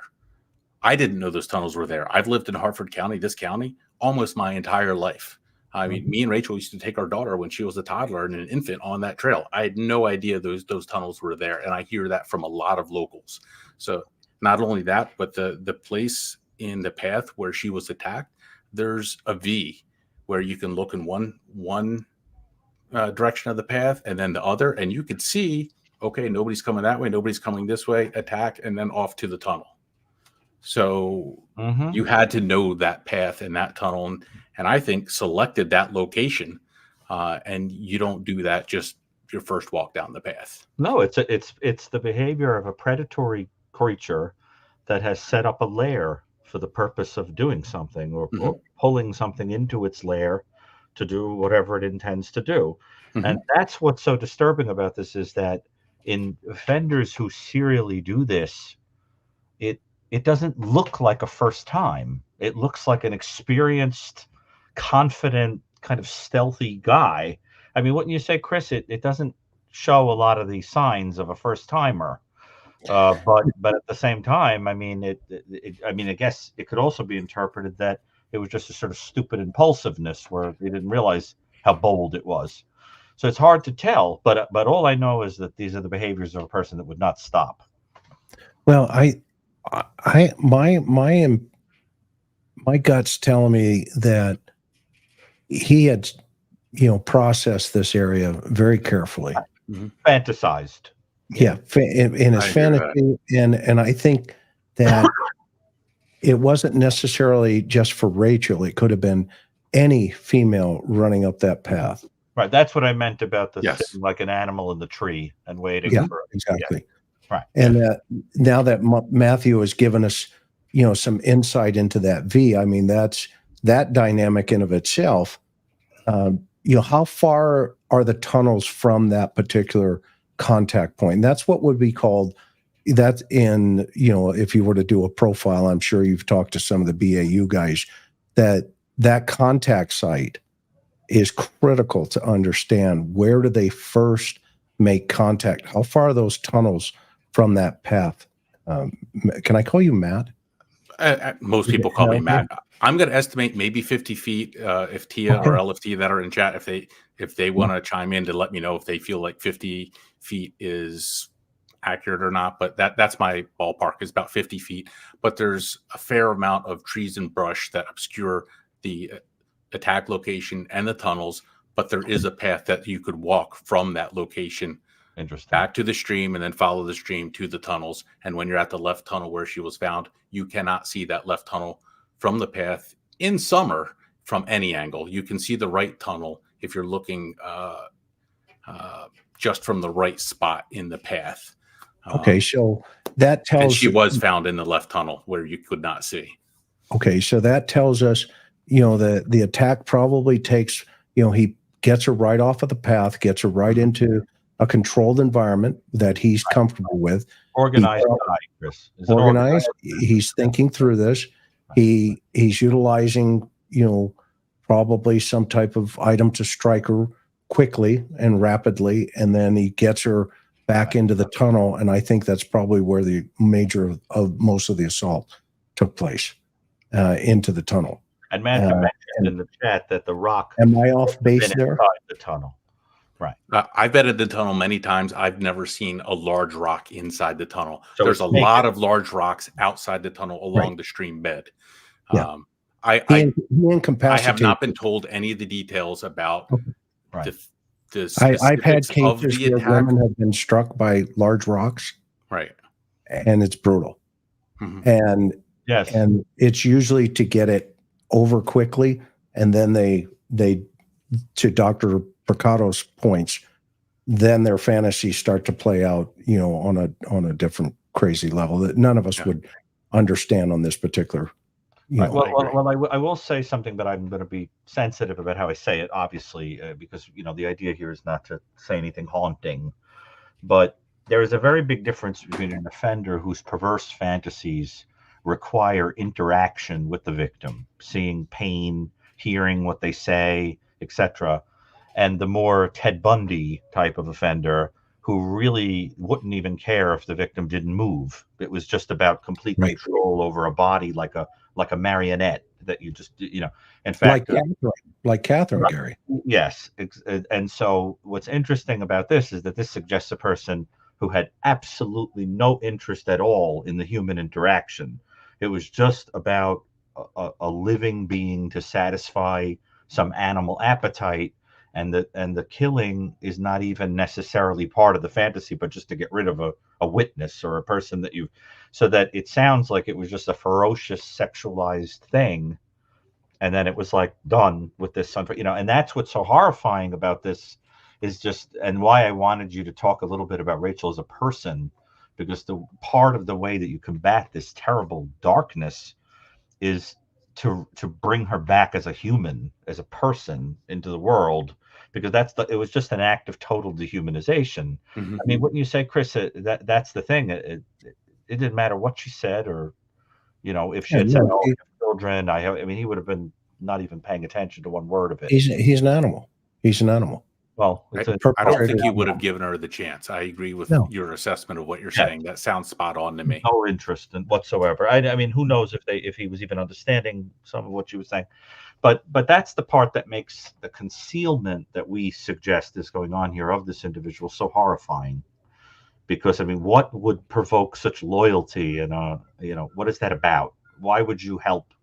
Are you talking about LA? Oh, right, anywhere. What would provoke? I would say with LA, at least, they've actually been helping quite a bit. Yeah, they know what time it is. You mean well, to flush him out? You mean to not conceal him? Or are correct. you saying Helping him? law enforcement Yeah, quite a bit, that's what I wanted. to a degree that people don't realize at this point. That's excellent. That's Yeah. excellent. That's excellent. And are we correct from things we recall seeing in the papers? There was reference to some leads in Washington, D.C., and Chicago. Is that all myth, or is that true? From what I understand, they were going to those different locations to try to talk to somebody that they thought might know who the suspect was. I only have that information from the media. I didn't really ask detailed information from anybody in the homicide unit about those. But I know that none of those locations had really panned out with anything. Oh, that's a shame. And the other thing is, I'm shocked if they haven't tried to use genealogical data to link the sample that they have to some family member somewhere. In one of these websites. That's how they're catching a lot of people these days. I mean, Chris, wouldn't you say that's like becoming almost like DNA 101 at this point? To put Yeah, it the problem is, again, I'm going to go back to he's not from here. He's from Mexico. That's what I'm wondering. It may be there's no root here. And that means nobody is in 23andMe and all this other stuff. I mean, so that's what makes it twice as difficult. And that's why, again, it's important to understand, the area in LA and South Central where, this guy originally did his first, incident there, or at least what we believe. I mean, there's probably many more. They just haven't, quite connected all the dots. I'm sure they have, but we just don't know about it. But the other side of that coin is, this isn't his first rodeo. And Doesn't look like it, Chris. Yes, sir. And I also think, though, from an investigative perspective, the fact that he's in that particular video right there, in South Central, near the parks and everything, it's going to be somebody within a couple of blocks that he was staying with, if that. It's going to be either somebody on the street at the end. I'm going to go back to those apartments. It's somebody down there. Hang on for a minute. Maybe it's over here. My assessment is going to be, whoops, my bad.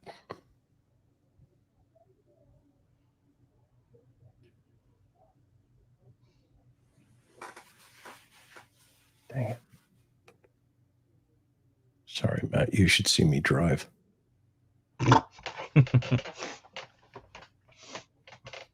I've heard it, Chris, but I've never seen it. It's going to be the fact that this particular neighborhood has, you know, these, what's a Honda costing nowadays? You know, 20, 30, 40,000, 30,000 used.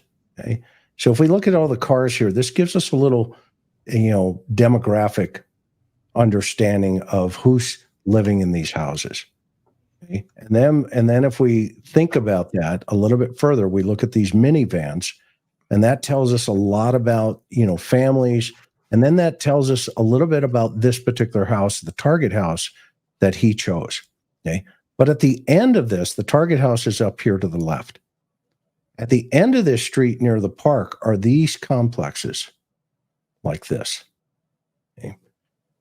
He's going to be in something like this with somebody, a friend, family, associate, somebody that has he's made a connection to somebody from that gave him an opportunity to see this particular target, as well as your sweetheart.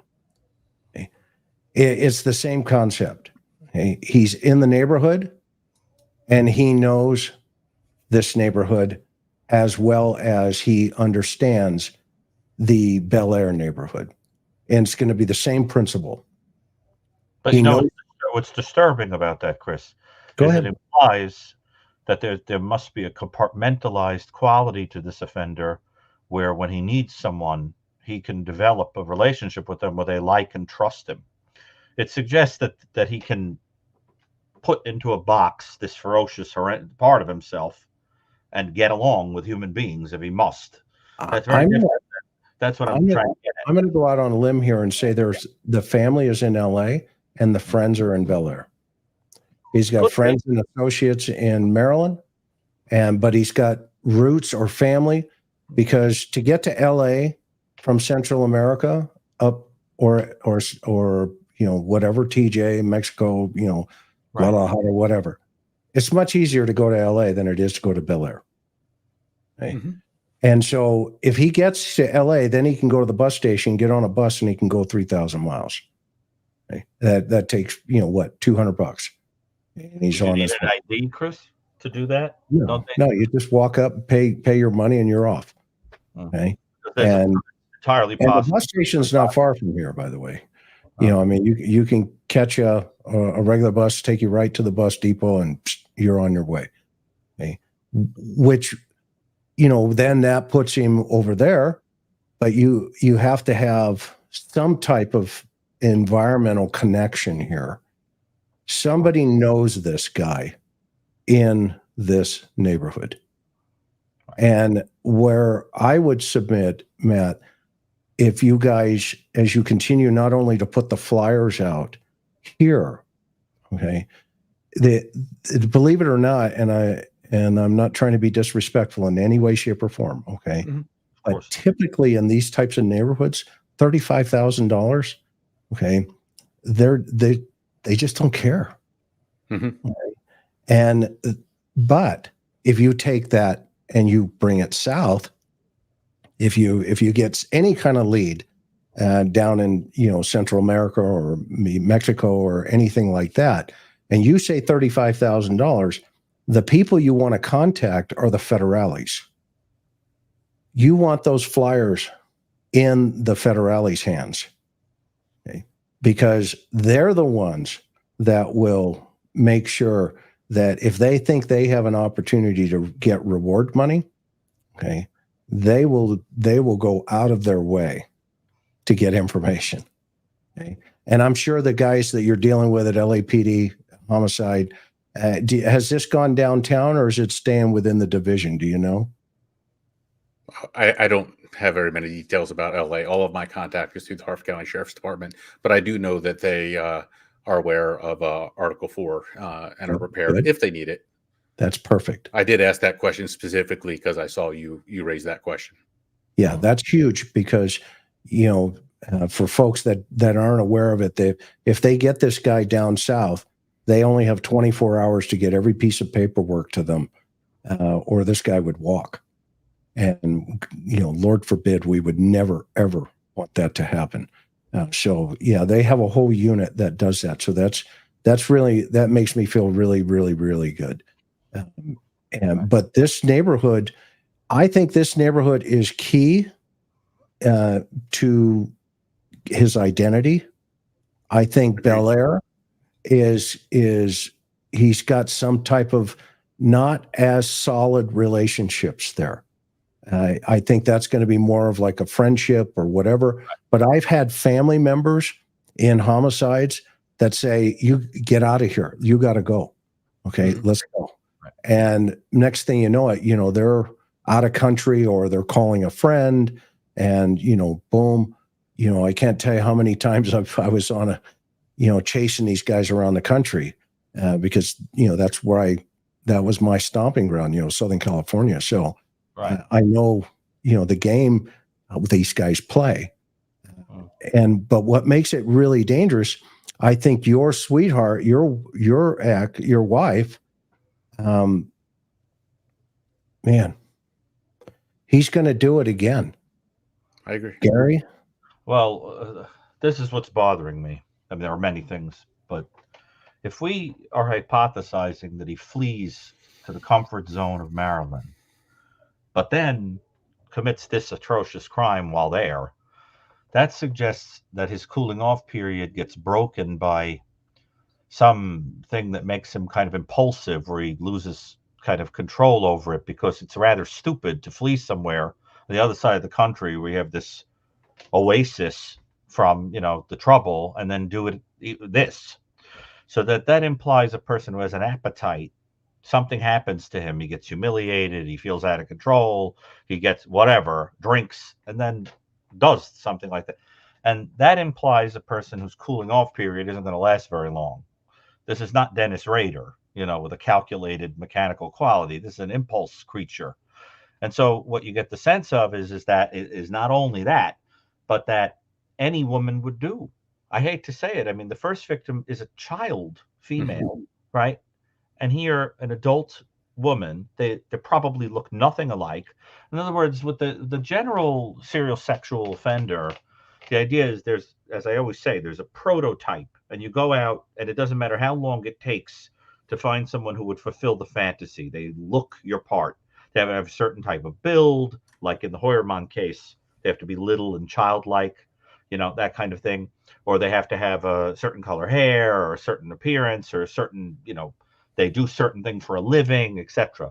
This looks almost like we saw in Richard Ramirez. Any human being that even remotely would satisfy the appetite would do. And the unfortunate reality is, I think that you had a person who set a spider web up, and she walked into it. That's the thing. And and I'm sure that he's looking at her thinking, wow, she's everything that I couldn't have in life, and then it's sort of flaring him up and getting him excited and the whole thing. But it was probably that she strolled into the web. And so what I think is that out there somewhere, anyone could be the victim. Any female that walks past this guy when he's got an appetite. And that's the problem with that is it's a problem for people like us who are trying to make linkages. If he's getting smarter and learning from the media that he better get rid of evidence and get rid of DNA, there are crimes out there that look totally random that could be this guy's handiwork.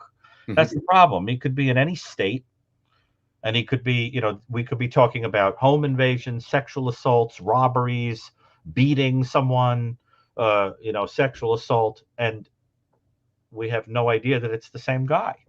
So that's the problem, Chris. So you're left with like the potential for totally unlinked chaos, him being in hiding and having the ability to control himself, which I don't buy, or he's gone. He's out of Dodge. But then the other thing that bothers me is if he's going to go south of the border, why would you go to Baltimore first?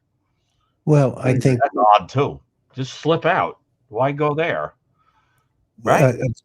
I think it comes back to a friend. Well, that's what I'm saying. He's got to have a confederate, someone that feels safe, because what a risk to be. I mean, he knows he's left stuff there. Yeah, but patent you're as forgetting the well. sequence here, though. Yeah. Okay. What's The missing? sequence here is he leaves LA Right. In March. after the young girl or whoever. Maybe there's another caper, but probably not, because we would have known about it by now. And again, I think LAPD would have put it out. Not if he Because didn't leave DNA is what I'm saying. right, but if they did have it, if they had another blitz attack like Matthew's wife, okay, ex, if they had it, they would have been in the environment. Trust me, it would have been out Oh, there. I agree, but my sense is there's no honed MO. I think No. this is just a person that opportunistically will do whatever he's got to do. Mm-hmm. Right, but remember, the first situation is the house in Yes. LA. Very comfortable, familiar with the neighborhood, knows a couple of homies, kicks back, hangs out there. Okay, where are you going? I'm going east. He gets on a bus, goes to Bel Air, and now his mindset, there's a shift that takes place. Remember, the cops aren't really looking for him on the first one. Hey, he's just kind of there. He didn't go from 0 to 60. And now he's in Maryland and he's gone 0 to 60. Now he is at a higher level of, I got to get out of here. Okay. And I think I would submit to you at this point, this is when he's processing, how do I get to my comfort zone? Okay. I.e., if he fled south, hypothetically, and went across the border again, which is a high probability, okay, in my opinion, okay, or he's blending in somewhere to the communities, where he feels, comfortable, but probably not, because he knows that DNA is a thing, and he's all over the news coming out of that girl's house. Okay? Exactly. So he's thinking, He's learning. yeah, he's learning. I got to get out of here. And where do you go? Well, you know what? You head south if possible, and you get over there, and guess what? Every time you turn on the news down there, it's murders are us. I mean, it's like a factory down there, and it's entertainment down there. They're not going to play your stuff down there, unfortunately, Matthew. Okay, that's not what's on the news down there. Okay, the cartels are on the news. The other stuff is on the news. Okay, and so he's just going to settle right in. I have a guy down there. He's been there for 20 years. We can't find him. Okay, and he killed a high school senior. Okay, on a high school campus. He came onto campus and killed the kid, took off to Mexico. We've never seen him since. Okay. I have to say, Chris, my gut tells me, I think that there is going to be a break. I do think so. that they're going to catch this I guy. agree. I really do. I'm very confident that if there's a God in heaven, I think they're going to catch this guy. But the thing is that I think what we're going to discover about him is that he had what we call in the psychopathy literature criminal versatility. This guy has done everything under the sun. What you're probably going to find out is that from the time he was a kid, he was a crook, breaking into houses, getting into fights, felt hostile towards women. You get the sense of a person who never came to attach appropriately to people, probably never really had a home.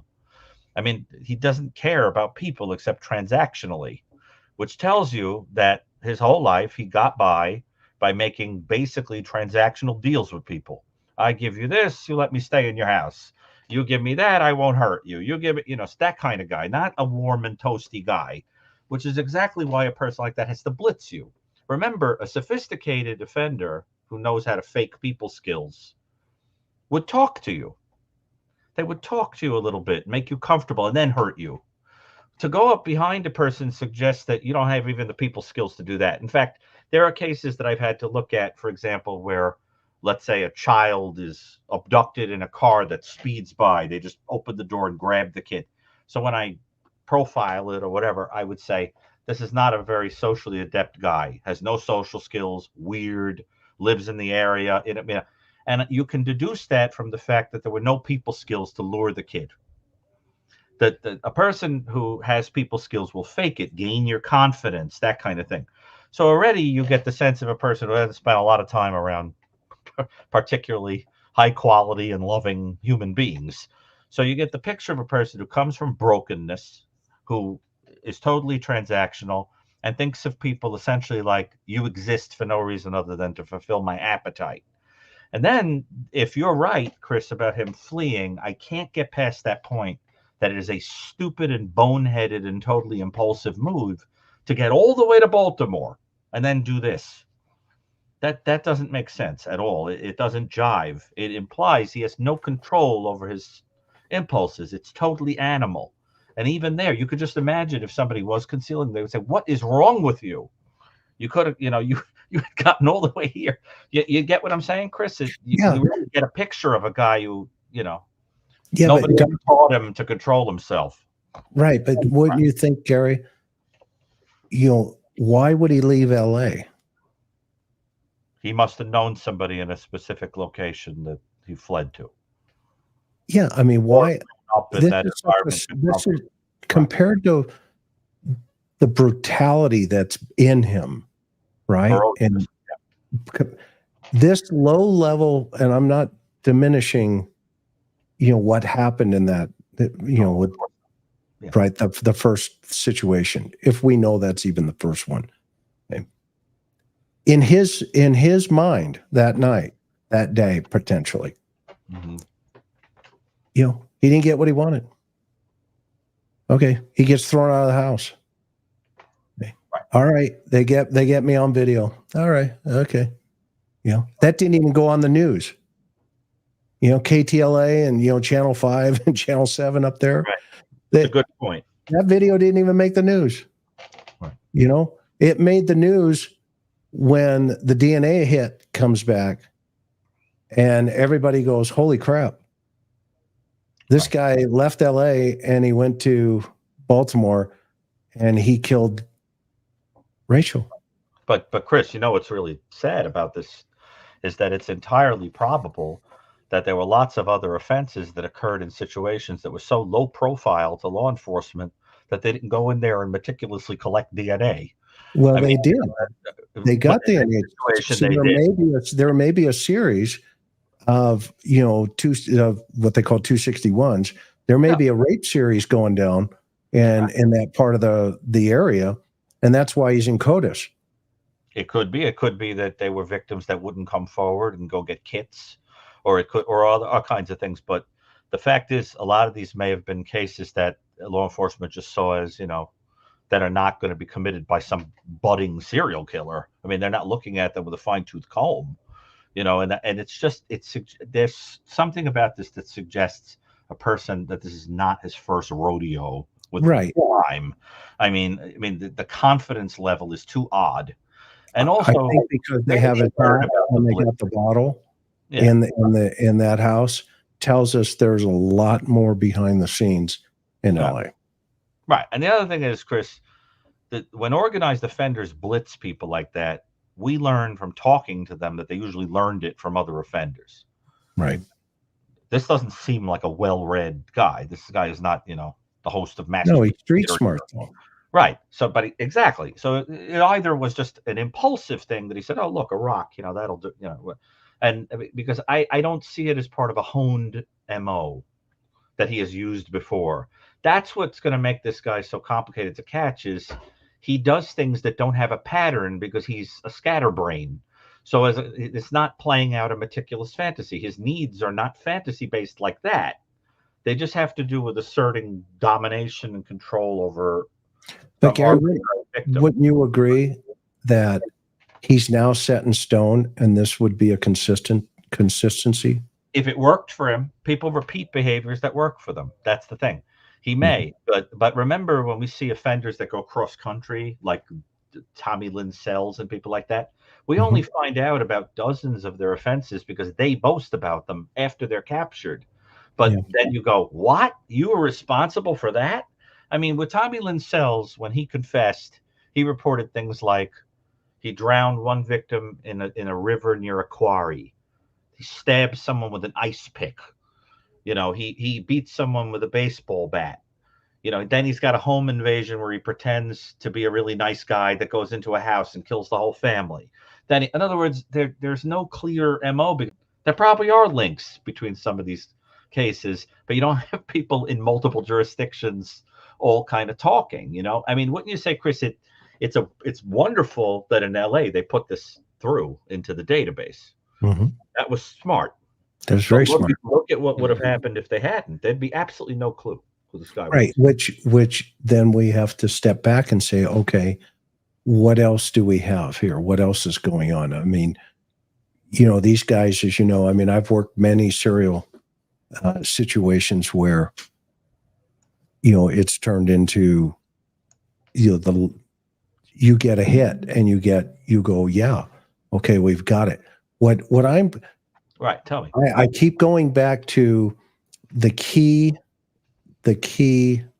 right now is that the street and that neighborhood in Los Angeles. That's the key to this guy. You mean 100%? Zone? I agree. Yeah. Do you agree with that? Guy who 100%. With a wayward trip to somewhere where he commits an impulsive offense where he was supposed to be in hiding. Is your sense then that he's going to go back to LA? Oh, I think there's a sense of comfort in that neighborhood for him. And could he come back through and surface through? Absolutely. There's a high probability of that. Absolutely. Mm-hmm. And I think if you guys keep one of the things I'm interested in learning about, Matt, you had mentioned that he was thrown out of, and by the way, I hope your sweet daughter is not listening to this. These two, Gary and I, two kooks here, talking about, the brutality of what you're experiencing. And we're not trying to be insensitive to you. And please forgive us, if it sounds insensitive to you. I guarantee you, if we can help you, we will. But we just kind of brainstorm like this, Mm-hmm. when we're talking here. So, but somebody's got to do that, Chris. Right. Yeah, if I could speak to that real quick. Yeah, please do. You're not being insensitive. You are being extremely helpful. My daughter probably will end up seeing this, and you should know that even though this is difficult, this is very difficult for her to deal with.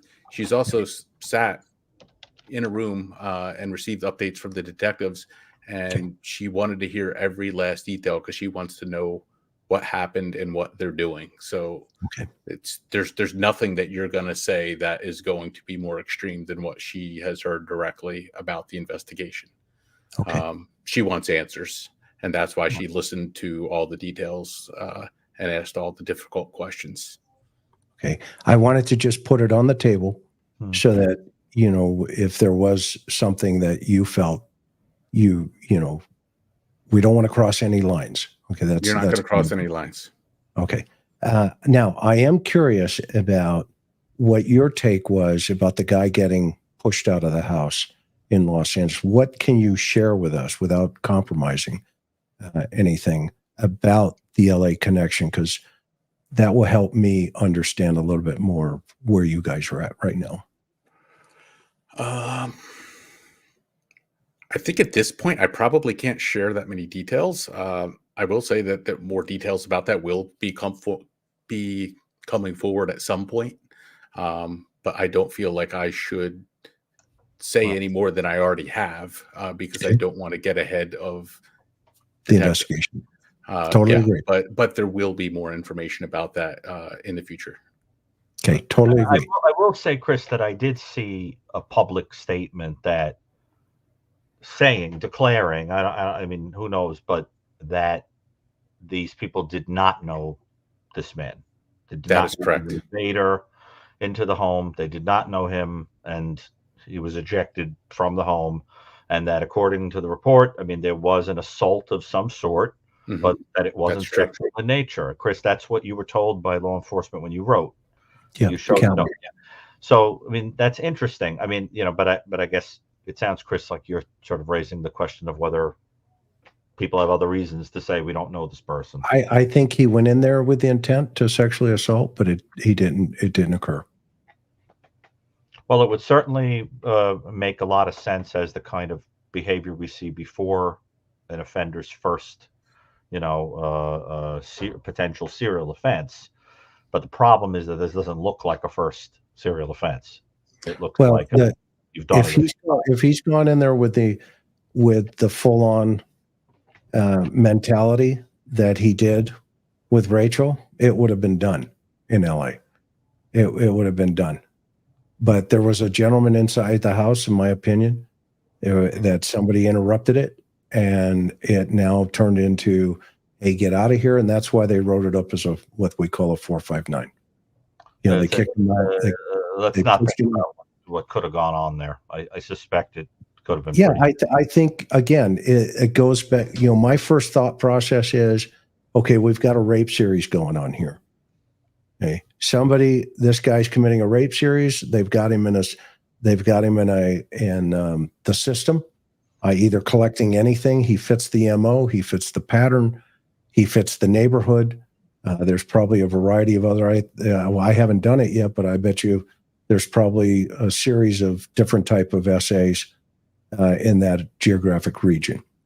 This night, he gets caught, and the guy inside the house goes, "Whoa, time out! That's my daughter," and the fight's on, and he's pushing him outside of the house. He calls 911. Hey, a guy just broke in, blah blah blah, or however he got in, we don't know, and the cops will tell us. But the patrol officer gets there. They just don't get there and collect hats and bottles just because there's a break-in. Okay, that's exactly it.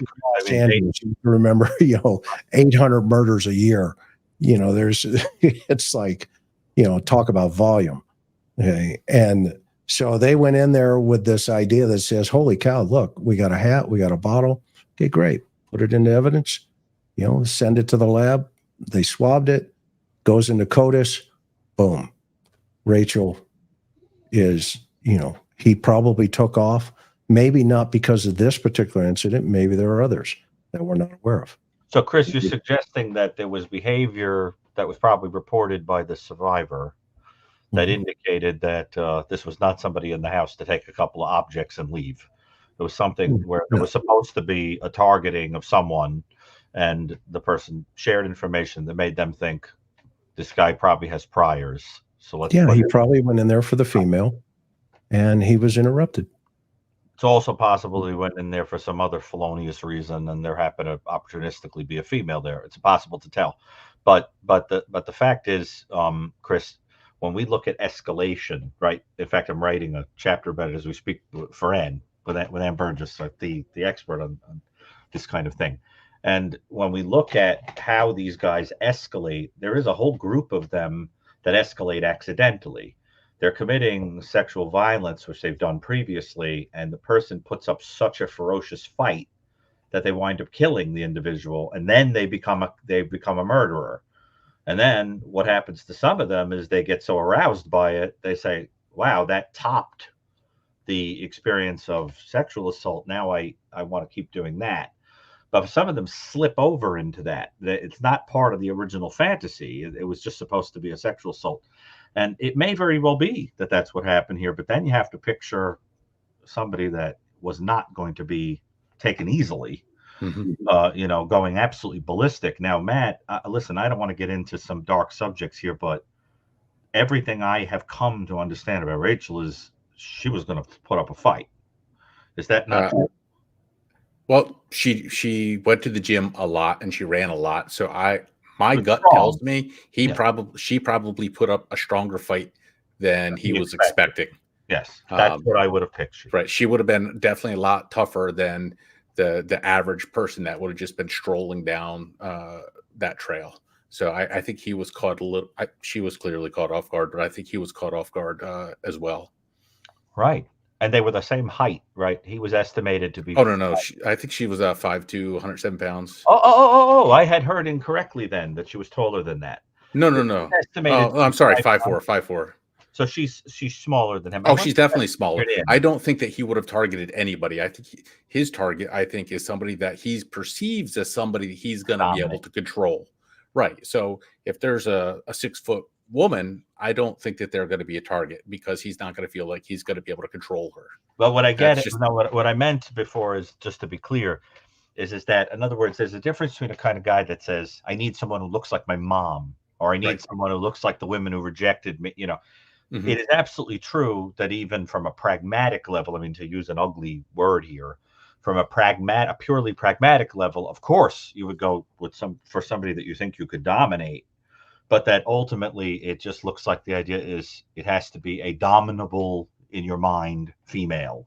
Mm-hmm. And so that, it could be a child victim, it could be but it does seem that there's something. Now, this is what I think you're suggesting, is that it tells us something in the profile about the psychology of this guy, is that this must have been a pretty insecure guy, because, like, for example, even attacking from behind tells you something also about, if you looked at me, you wouldn't be that scared of me, or you would think I was kind of a weakling or something like that, right? So you get a sense of an insecure guy.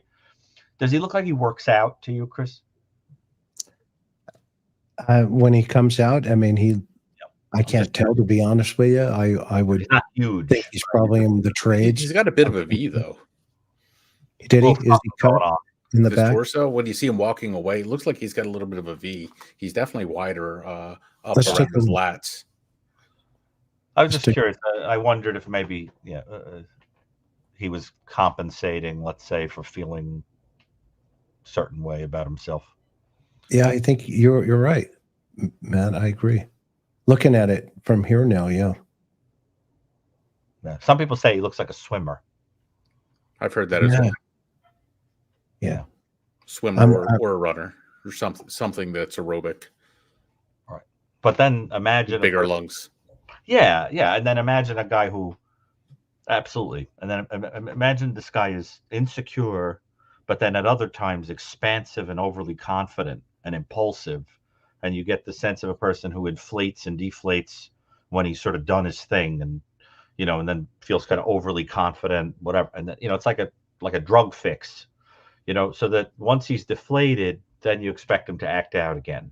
That's the kind of thing, so it really makes you wonder, what the precipitating factor is that sets this guy off, and that's, Chris, what you were getting at, right? That the things not working out the first time could have been the precipitating factor that made him.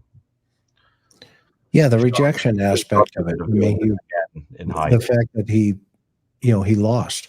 And I think if there are others that he won, he didn't go to the extreme of the extent of violence. And that when he ran into Rachel, the fact that she, put up a fight, and, to Matt's assessment here, she wasn't going to go down easy. And he's going to get madder and madder as the person. Yeah, fights. and the head strike is personal, as you know, right? I mean, that's like, you're not going to do this to me. I'm taking over. And the control mechanism kicks in, i.e., head strikes, rocks, violence to the head, anything up here is personal. Okay, 100%.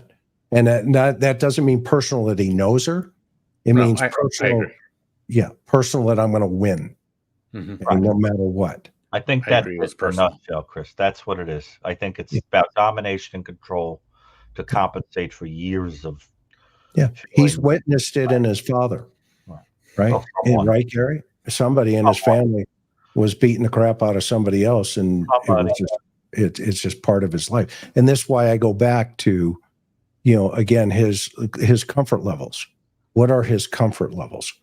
And I think he left LA because his comfort levels, they were getting too close. Okay. The cops were probably talking to somebody in the neighborhood, and that got, remember those audios are very, very tight. They're very tight. and the area that he's in, there's only 2 gangs in that area. He's not a gang member either, by the way. My personal opinion. This guy's not a homeboy. He's not kicking it with the homies. Trust me, because he would have brought too much pressure onto the street, and somebody would have dimed him off by now.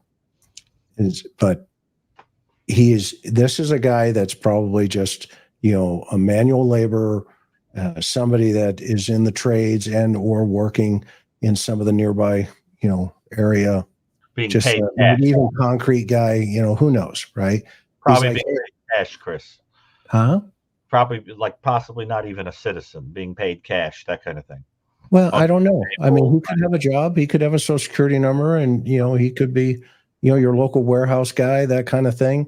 Could be. He's just going to be a mediocre kind of guy, and then this whole thing fires off, and he says, "You know what? I'm out of here for a while." And everybody's like, "Yeah, go. Vamonos, quickly, get out of here." And he gets on, and he goes to, "Well, where am I going?" I don't know. Call, so and so, such and such in Baltimore. Okay, what's in Baltimore?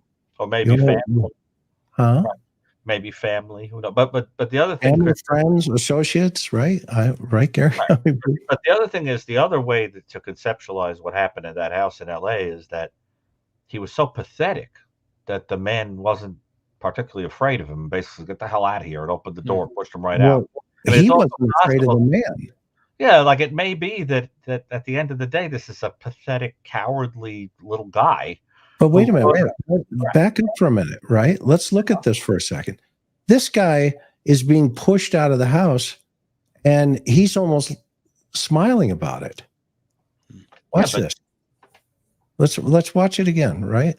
He's like, I think okay, whatever. I didn't get what I wanted. Nonchalant. It's almost as if, okay, get out of here, get out of here, get out of here, get out of here. Okay, I'm leaving. Okay, get out of here. But again, what I'm saying is, even with an assault, you don't see what you would probably expect to see in a father protecting his daughter. The guy be thrown out on his rear end. He's walking out of the house. Right. Okay. As casual, it's like, yeah, okay, I got caught. I got thrown out of the house. And which direction is he turning? He's turning towards those complexes down at the end. Okay. He's like, okay, yeah, whatever. Vamonos. In other words, your interpretation of the nonchalance is that there's a comfort between him and the father that suggests knowing one another. And I guess I've seen this 100 times. Yeah, where that's your hood where you work at. Where this guy, I had a situation where, the guy was like, nope, don't know what you're talking about. Don't know what you're talking about. Nope. And I finally went into the room and I told him, I said, hey, the guy wasn't wearing a mask. There was a bank camera next door, and unfortunately we see him. The guy stops midstream and he goes, "Can I talk to my cousin?" Says, "Oh yeah, sure." And that's all in Spanish, by the way. And I've got my old partner, Ruben Sandoval, is in the monitoring room listening in Spanish. I said, "Yeah, no problem." I go get the other guy, put him in the room. I walk into the monitoring. He leans over and he goes, "They know it's Uncle Mauricio." Right. End of story. Right. But Chris, do you think that the key to this is going to be not allowing Rachel's story to become some kind of cold case in the background, but to keep at it until this guy is kind of smoked out one way or another? And the thing is, Chris, he can't hold this forever. I mean, he's going to do this again if he hasn't already. It's a matter of where and when. And then they have to descend on this very, very rapidly to throw the net. But the problem is, I suspect, is that the scattered quality is going to require a lot of jurisdictions working together. I mean, once this guy is captured, can you imagine this case? I mean, it's going to be like a whole federal matter. Well, I think what's cool about the cooperation between the Sheriff's Department and LAPD, if the Sheriff's Department, God willing, swallows their pride and realizes Okay. Yes, it's their case. They have jurisdiction over, Rachel. No question he'll be tried there. But the LAPD, they have investigators embedded in the consulate down south. Mm. Okay? They have whole units. There are units that deal with this problem all day long. Look at all the cartel hits in Los Angeles. Okay? They've got a whole team of people that do this 24/7, 365. And if the sheriff's department says, yeah, LAPD's helping and they're this and that, okay, they're going to, if they continue to merge together their resources, this guy doesn't have a chance. They're going to get him. It's just a matter of time. This will not go cold. And you, Doc, know more than anything. He's going to do something again. It's going to be as brutal, if not worse, the second time. Okay? Mm-hmm. Everybody's on pins and needles. God forbid if he did, they didn't catch him yet. Okay? But everybody is waiting, and they're holding back information because they don't want to push him too quickly. Okay, that they probably have some linkage between somebody, in the circle. And if they put that in the environment, then he's going to go, okay, they're crossing their fingers that he hasn't crossed over. That he hasn't gone over the border yet. Okay? Because once he does, it becomes, twice as hard to grab him. Do you remember, Chris, how they wound up bringing down the Night Stalker, Richard Ramirez? Yeah. What wound up happening? So you have, if I remember, 17 murders, breaking into houses. I mean, you were probably there when it was happening. Breaking into houses all over the place randomly. Remember the club? They beat the crap out of him with the club. Right. What happened is he's out in public one day. He's on the front page of the newspaper, and a bunch of older women that are in a store recognize him. And when he walks in, they start screaming in Spanish, "The monster, the monster."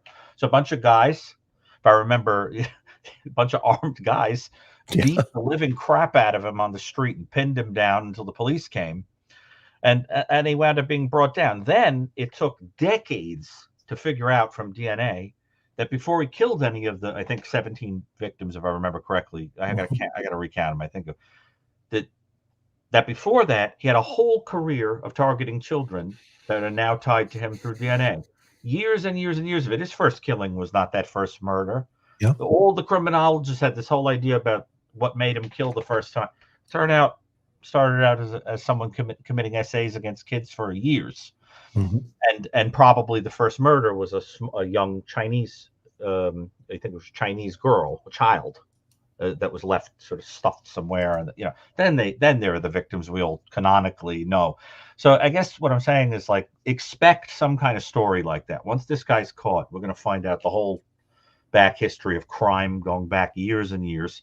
And I would expect sexual perversions and other kinds of violence that go back a long time. The estimated age on this guy, does anybody know it? 20s? Mid-20s. So that's the average age when a serial offender first kills. 27 is the average the first time. So he'd be right 18 to 25 cannot be as lower young than 18, but could be older than 25. But they were saying 18 to 25 is reasonable. 18 to 25. So the vast Possibly majority older. of the range is within the normal range to commit your first homicide in a series. Thus But the high usually schools. Sexual offenses go back a little for a while. And so I think there's going to be quite a story with this guy, Chris. He's been around the block criminally. Yeah. I'm curious, Matt, what questions do you have of us? We've been doing a lot of chatting here. Yeah, and tell them about the Cold Case Foundation. Yeah, I don't know if you're familiar with us, but I suspect this case isn't cold. It's not going. There's probably not as many leads coming in as there were initially, and that's why Gary and I wanted to do this tonight to tell the public, look, this case still isn't solved. Justice needs to be served. Her daughter need answers. He needs to go and be put where he needs to be forever.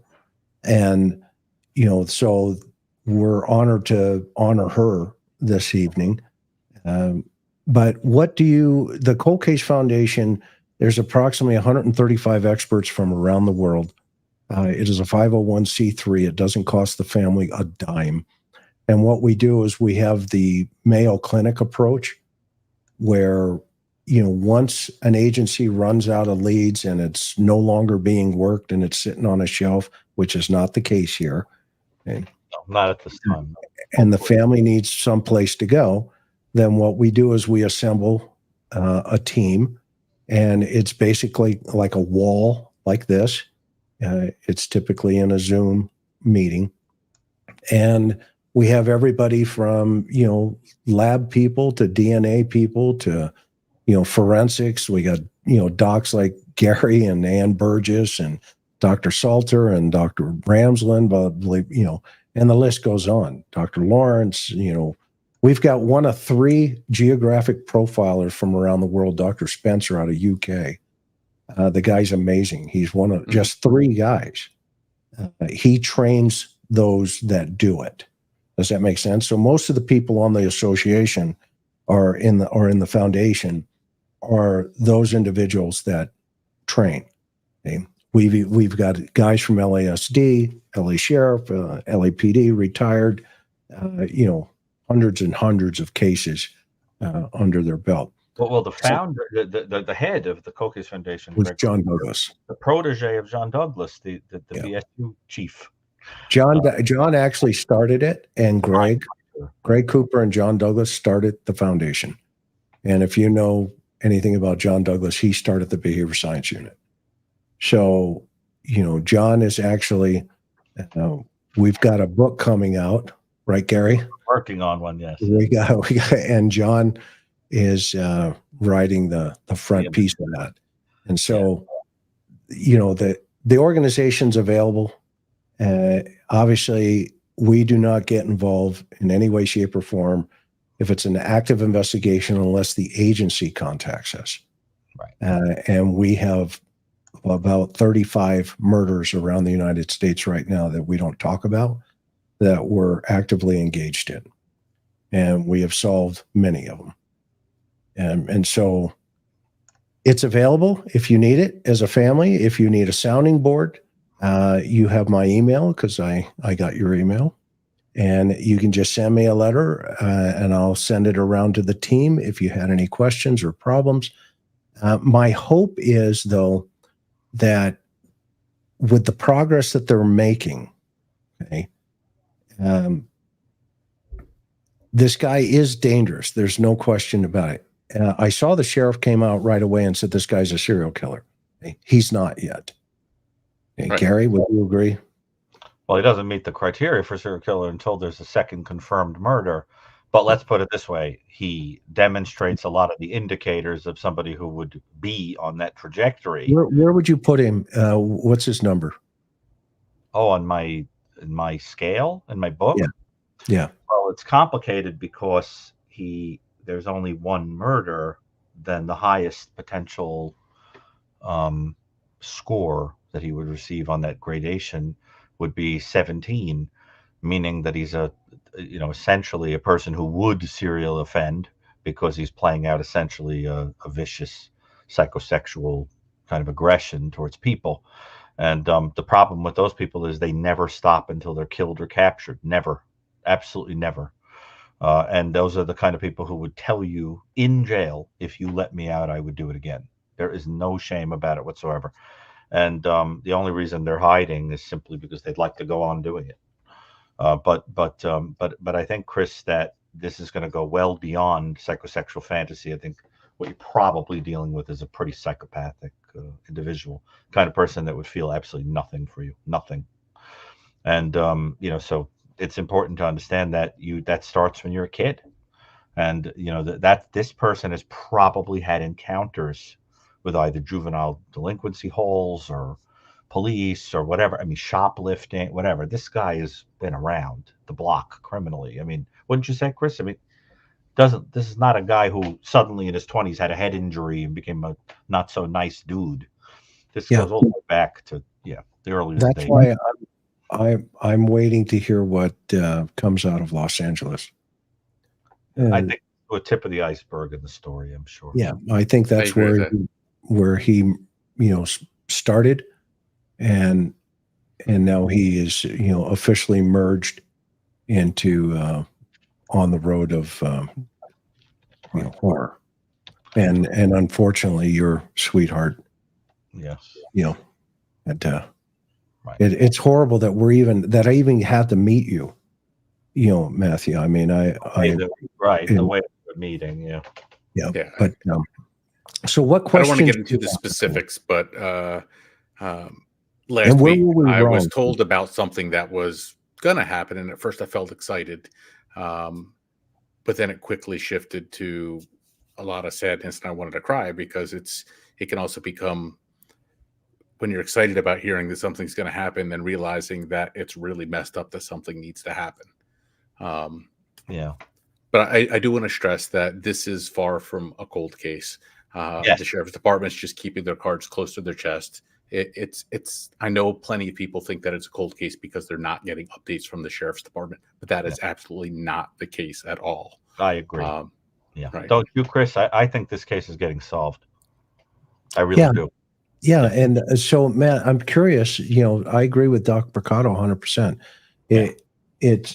It's one of these false hope things which you just talked about. We don't need to know, and we don't in any way, shape, or form. However, I'm curious as to you made an observation of where we're in left field. So help us, make sure we're straightening that arrow out so that we're not putting information out here that's inappropriate. Right. Number one. So if you can help us there, and then if you can help us understand where we are accurate, that would be helpful as well as we cover the case even further down the road, if that's acceptable to you. So most of what you've said is accurate. The only glaring thing that I wanted to correct was there's so many people that think that the LA family is complicit and they're hiding the guy, and they're absolutely not. And if you just take a step back and just think about the fact that they called the police, why would you call the police and then try to protect the guy? But there are other things that they've been helping with that I'm so grateful for, that I know that they are not helping to hide this guy. They absolutely want to catch this guy too. And that's going to be evident in the near future. Extremely helpful. And thank you for that. Super helpful. But I think we agree that he probably knows someone in Maryland. Oh, absolutely. I thought that back in August. Yeah. Absolutely. And I feel like the answers we're going to find are likely going to come from LA. Because I do agree with you, Chris. I feel he started in LA. He came to Bel Air. I think he's probably not in Bel Air. I don't know if he went back to LA or somewhere else. I don't know how many different places he could potentially go. But I do feel that his roots are in LA, and that's where the answers are going to be found. I wish I could spend more time focusing on LA, but it's really kind of tough when the investigation is centered in Maryland. I do know that they are working hand in hand with the LAPD, and they have great cooperation. I just wish we were there, Yeah. I can't canvas there. I can canvas here, but I don't think canvassing here, it clearly didn't do any good because we canvassed 3 times. We handed out probably 2,000 flyers or so to all the different homes around the neighborhood. It clearly didn't do any good. I wish we could do that out in LA. It's interesting to think that 11 years ago, Maryland abolished the death penalty. And if this case winds up, where they've got the guy there and he's tried there, I mean, this easily would have been a death penalty case. I don't want him put to death. I want him to live a really long life and hate every moment of that life. I don't want him to get an easy ticket out. I want him to regret for a really long time what he did. So let's talk for just a minute. Tell us about Rachel a little bit more. I mean, give us a little insight. You said she was dealt, a tough set of cards. Help us understand, help the world understand. If anybody out there from Los Angeles is listening, please print that flyer and pass it around that neighborhood. if you're out there and in your chat or anything from the LA area, let's try to help progress this information further into the LA area. And I'm going to send you Josephine's information. Her name is Josephine Wenzel. Mhm. And I actually think I have her number in my phone. okay, you got it then. Okay, yeah, she's a machine. She's a machine. We love her. I mean, absolute machine. I told her, you need your own TV show because she's like a John Walsh. She hunted that guy down for her daughter since 2016. And she was on him left and right. I mean, to the point where he was leaving country to country to country, and she was on him. And she's got more contacts than you can possibly imagine. But I love Josephine. So anyway, I'm glad you have her number. But tell us about about Rachel. Okay, I'll give you some background about Rachel. Growing up when she was a teenager, she's actually not a natural blonde. She's a redhead, and in her teenage years, she had pretty frizzy hair. So she had frizzy red hair. She had really bad acne problem, and she had a really bad stutter, extremely bad stutter. There were many times where we went to the doctors together. Doctors even asked her if she had Tourette's. So imagine what it was like. And she had bad vision too, so she would wear glasses. So imagine what it's like being a teenage girl with frizzy red hair. You stutter really bad, and you have really bad acne. She was picked on unbelievably growing up, and it was ingrained in her that she wasn't good enough, which I think is one of the reasons why she spent so much time working out in the gym and trying to improve her appearances and stay healthy, and because she grew up feeling so beat down and so not good enough. So that's a part that people don't know about her. She had that struggle with inside of her. As a mother, she tried to strike the balance between being a mother and being a friend. And particularly when you have 4 daughters, that can be particularly important and essential. When you have a teenage girl, you need to have open lines of communication where they can tell you anything and everything. And she was able to have that dual relationship with a friend too. So my daughter, Faye, could tell her anything. There were so many times where I would reach out to her saying, I don't know what's going on with Faye. And Rachel would be like, oh, you didn't know this was happening? Or it's like, yeah, I actually found out about my daughter's boyfriend that she has right now from Rachel. Faye used to sneak out to go see him. And I was like, Faye keeps disappearing. What's going on? And she's like, maybe she's with her boyfriend. What boyfriend? So it's like she had that relationship with Rachel to where she could tell her anything. And unfortunately, now that Rachel's gone, that's the exact person she would go to talk to because she had that relationship. I have a close, open communication relationship with Faye, but nowhere near what Faye had with Rachel.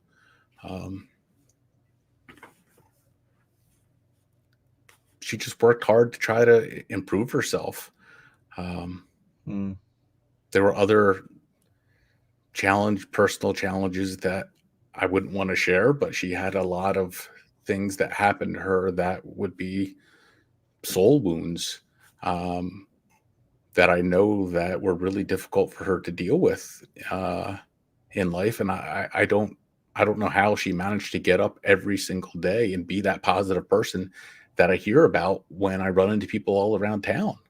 I don't know how I would have given up if I had to go through half the stuff that she went through in life. But she somehow managed to be that positive person and that friend to her kids. Matthew, you're not alone in the sense that those who watch this show regularly know that Chris and I are both people who are no stranger to loss. And grief has an incredible way of bonding people. I don't think until you've experienced it, you have any idea what it's like. Mm-hmm. And the reality is that, I always say that life with grief is like the way that time is split up into BC and AD. There's like that. There's life before it and that life after it, and it's never really quite the same. And I think there's an enormous and very beautiful consolation that people find in each other. I mean, Chris, wouldn't you say, look at the friendship Chris and I have struck up? Well, grief has been a great unifier. And, it is an incredible thing listening to this story, which is very moving, of course, because what you really get the sense of is two human beings, two souls, this hideous person and Rachel, who are both people that have had adverse experiences. And one of them feels justified to use it to commit enormous evil, and the other one becomes this person who kind of battles it and overcomes it and makes no excuses and kind of is tough and strong and good and loving and leaves a kind of harvest of love. And this other person that gets gobbled up into the darkness completely. And it really makes you understand choices, and the idea that you can make the best or the worst out of what life deals you, like the old poem that says, two men looked out through prison bars, one saw mud, the other stars. Well, you get the sense of a person who just said, screw it, life cynical, life is horrible, I'm entitled, whatever. Wouldn't you say, Chris, that speaks volumes about the character of this woman and how if this man cared about her as a human being, he might have actually found her to be an inspirational human being that could have taught him something about how to pull yourself out of the mud. But he didn't care, and he was too angry and selfish, and that's what's so terrible about it. And I hope she beat the crap out of him. Well, right. Well, exactly. To the point where he's in the interview room and he's talking about, man, I had a fight for my own safety. Now, don't misunderstand what I mean by that the verbiage on that, right? I know what you mean, Chris. I used to love, hearing these guys say, yeah, you almost killed me. Well, yeah, you should have been. It should have been the other way around. But, to Dr.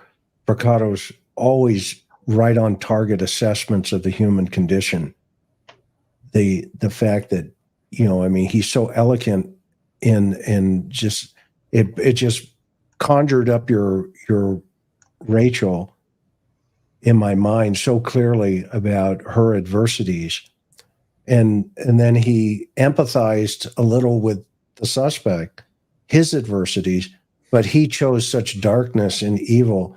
And Rachel leaves this, harvest of love. Which means that she won.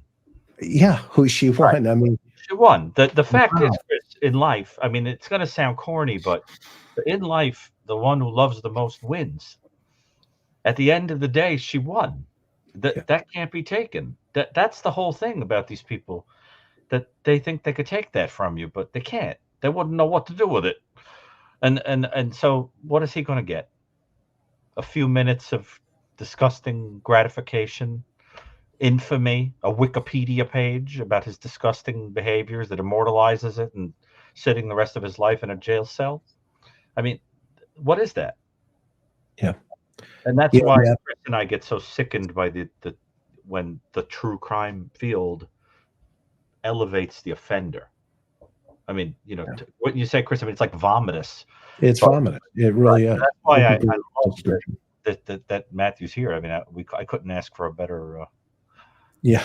And you're going to get your day, and it will be the impact statement. Okay? I mean, your patience right now is being tried. This is phase one is what I call it.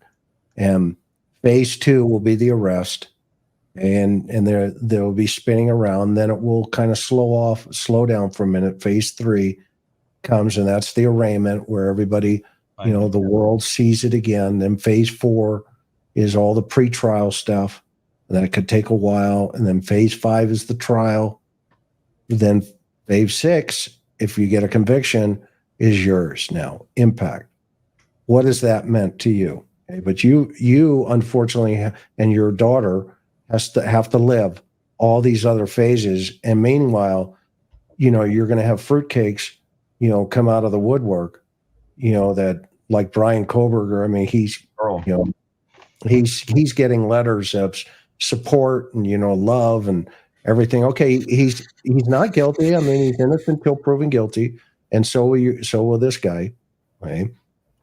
But you got to go to another planet to get DNA.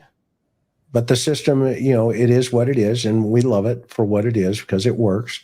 Okay? But that day will come, okay? And then at the conclusion of that, there's going to be this void. It's over. Right. Well, And Matt, I have to be in a room with this man. yeah, all right. Good point, Gary. Great point. I mean, Matthew, That is listening a to solid you, point. it's going to take every fiber of your being to not leap out of the chair. I mean, there is going to be a day you're going to have to sit and look at this guy. I thought about that moment going back months. Right. And he's seeing that guy walk into the courtroom. Yeah, and speaking in that same nonchalant, kind of way that we imagine based on what we're seeing here, and the callousness. I got to tell you, what I would conjure up in my mind is, what would she have done? What would she tell me to do if she were here? Based on the character that you describe, I wonder, what would she have said if she heard this story about somebody else? She sounds like the kind of person that would try to do the thing that was the most good. That was the most right, and it's I think you got to do it for her, but as being a man and a human being, I mean, I could just imagine. I mean, wouldn't you say, Chris? I mean, we're people who've experienced grief, but imagine having the embodiment of the cause of it sitting across from you. Who was it, Gary, with Ridgway? In Ridgway's case, the family member, he looked over at him, and Ridgway looks at him, and he says, "You know what, Gary?" He says to Gary Ridgway, he goes, "You're forgiven." And Ridgway actually showed emotion. This was the Green River Killer for a second. He discovered religion and just for a split second, right? And he looks over and he was in shock. Okay. But that gentleman who said that, it was his daughter that was murdered by Ridgway, left that courtroom with his head high.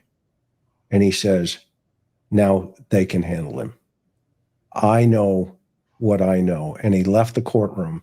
And to this day, he lived life in peace internally. You're right, Chris, because his attitude, if I remember, was something along the lines of, if I let my emotions take over, I'm resorting to the same crap that he did. He's lowering himself. So that you conquer it by showing somebody that you win in this life by being kinder to people than they've ever been to you. Otherwise, you just wind up with people going back and forth, hurting each other in a gigantic revenge act over and over and over. It's going to be, I got to tell you, I don't envy you the task, but it's going to be, but I do believe that day will come, and then you'll get to do an impact statement. I know it. And you'll get to do an impact statement, and God only knows. Chris, did they let children do them? Though they have to be adults. They have to, yeah. I've never. I don't know if it's a state by state thing. Probably only Matthew will get to. Or my daughter, she's 18. Oh, well, there you are. Yeah. I didn't realize she was 18. Yeah. She turned 18 20 days before Rachel was murdered. Wow. I'm so sorry. She also, I read somewhere that there had also been a loss in Rachel's life not long before. The funeral for her niece was the day before she was murdered. It was in Kentucky. She was struggling with money, and she didn't have the money to go attend the funeral, so she stayed. Her family went to the funeral, but she stayed behind because she needed to work because she had some bills that she needed to pay. Dear Lord. Where did you meet her, Matt? Martial arts. Me and her older brother, Nathan, were taking martial arts classes together, and Rachel would sometimes come on a Saturday, and she saw me and she was interested, and she told her brother Nate to set her up with me. And I actually told Nathan no probably 3 or 4 times before I finally agreed, because, well, if you think about it, what does an older brother usually do when between a friend and a sister? The older brother usually says, you better stay away from my sister. So this is really kind of strange when the older brother's saying, hey, why don't you date my sister? So that says something about you. Yeah, well, it was a strange situation. So Finally, Nathan suggested going on a double date with me, Rachel, Nathan, and his girlfriend at the time, and I agreed. So we went to a steakhouse that was in town, and Rachel was just so much fun to be around. It was actually so much fun that it was annoying. We were trying to take photos. I have a printed out photo from that first date that Rachel apparently still kept. I had a digital copy, but she still had a printed out copy. I was kind of annoyed because we were trying to take pictures, and every time that Nathan's girlfriend would go to take the picture, she would make a face or say something funny, and we had to do like 20 takes because she just kept making all of these jokes. But that's who Rachel was. She was a jokester. She was fun and funny, and she was the life of the party, you know. Chris, it's rough. We've been there. I'll tell you, I love this guy. You know, we've been there. You know, Gary knows. I mean, I lost my son, 20 years ago in 2003. He was 20 years old, and I was in Disneyland, at the happiest place on earth, when my phone rang. And my Karen and I were we know that call, we know that shock. And I was working murder at the time. I was in homicide. And I thought, holy cow, I thought I understood the depths of grief and pain. And I didn't. I went all those years thinking, okay, I can empathize with friends and family. Right. But my son taught me a whole different level of empathy as well as pain. And I will tell you this, my friend, that you live with it every single day. Gary lives with it. I live with it. Yes. It is hard. It never goes away, but it does get easier. And what I mean by that is you're able to just have the cope. You can cope with it. Yeah. I can make this. But you make meaning out of it. You go out and, I mean, look at what you do, Chris. You're literally helping other people to not experience loss. I mean, every day that you help put some person away, somebody doesn't have to bury a child. I mean, that's the thing. You made a meaning out of it. It's a beautiful thing. And that's, Matt, I mean, I don't know how you're going to do it or how your kids are going to do it. But one day, I mean, that's what you've got to do, because otherwise the darkness wins. You've got to take it like a little bit of light, and you go out, you like a little taper light, and you pass it out and it spreads. And then even if you save one life, it was like it kind of makes up for the void that was made, because otherwise, what are you? You're going to, think about this guy. He's the opposite.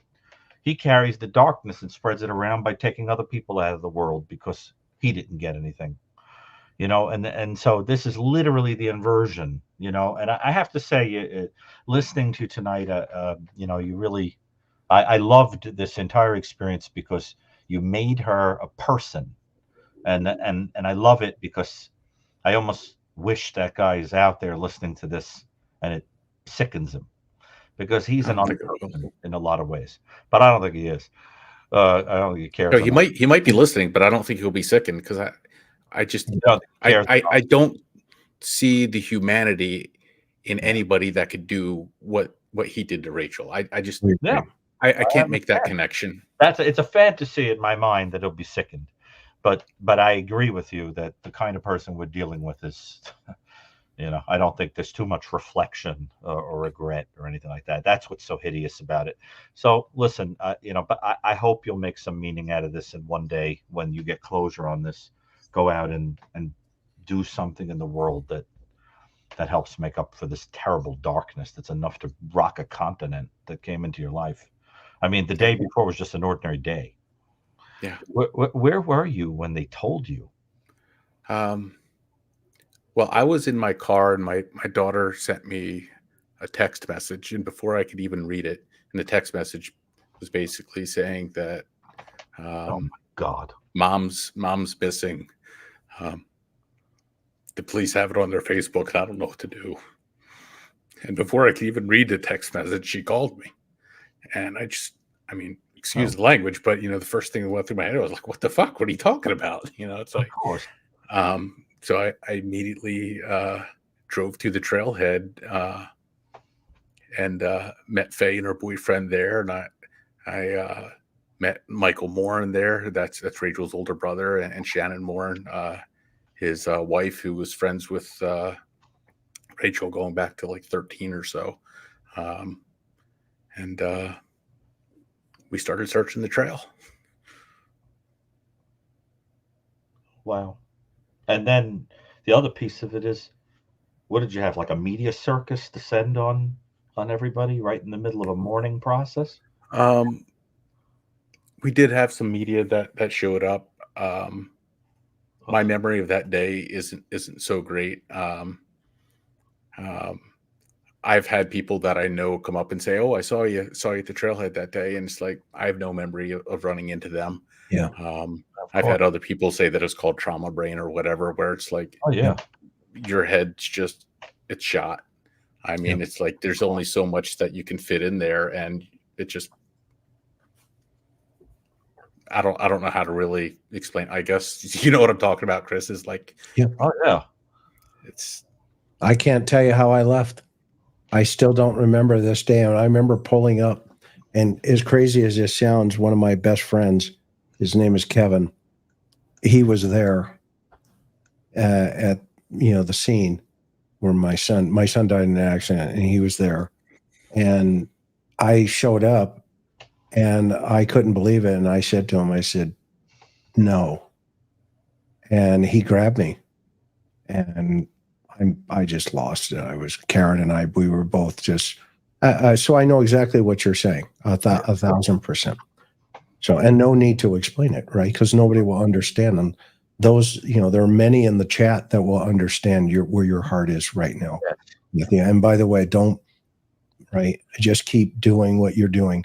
I had an experience right after this, and forgive me for even talking about this, but I was at my house, and we were going from, believe this or not, okay, our youngest son, Dylan, our 20-year-old, okay, Karen was 4 months pregnant with Dylan when we lost Ryan. Okay. So I was picking out cribs on one side and coffins on the other. Okay. I had the swing of the pendulum. Okay. And our son today, she says, you guys are too overprotective, and well, he gets it now. But at that time when we lost, Ryan, it was September 3rd, 2003. And the vivid moment of that, and I know when you just said I got a text message, I had the exact same. I had the phone call, okay? And I had this experience where I had a very dear friend. His name is Brad Starr. And we were at my house, and I had a whole bunch of friends and family show up, and they were in the backyard, and they were planting trees for Ryan's memory. And I jumped up to go help him, and he grabbed me, and he said, "Where are you going?" I said, "I'm going to help." So my nature is just, I don't know why, but God somehow wired me this way, is to go do something and help, right? Jump in. And he stopped me. And he says, "Chris," he said, "stop." He said, "That's not for you. It's for them." And I was like, "Oh my gosh." And I've talked to Gary about this. He's analyzed me probably 100 times, if not more. I love this guy over here. I mean, and he's got his own Gethsemanes that he'll talk about. But one of the things we will promise you, Matthew, if you need somebody at 3:00 in the morning to throw rocks with, I'm gonna give you my phone number. I'll text it, or I'll send it to you an email. Okay? Seriously, if you run into that canyon and you realize, holy smokes, I'm stuck, hey, shoot me a call, man. I'll be more than glad to listen. That's the other thing Brad told me. He said, "I will never, ever get tired of listening to you talk about Ryan. I want you to know that, buddy." He told me that. And to this day, it never failed. If I had a bad day, or if I was, running down that pit, for lack of a better term, I just hit him with a text, say, how are you? I need to, chit chat. And he would just listen. And, that's what that's what we're about. That's one of the reasons we started this channel, was just to, somehow help. The trolls hate me. Chris, do you realize how many people have come on the way that Matthew did tonight? We wound up befriending them. Yeah, This is what happened, because I think the point is that I think what we're doing that's different than a lot of this kind of true crime stuff is I think that we're professional people who are not interested in the aggrandizement of the crime, but simply want to help get closure on it because of our backgrounds, which are very personally driven.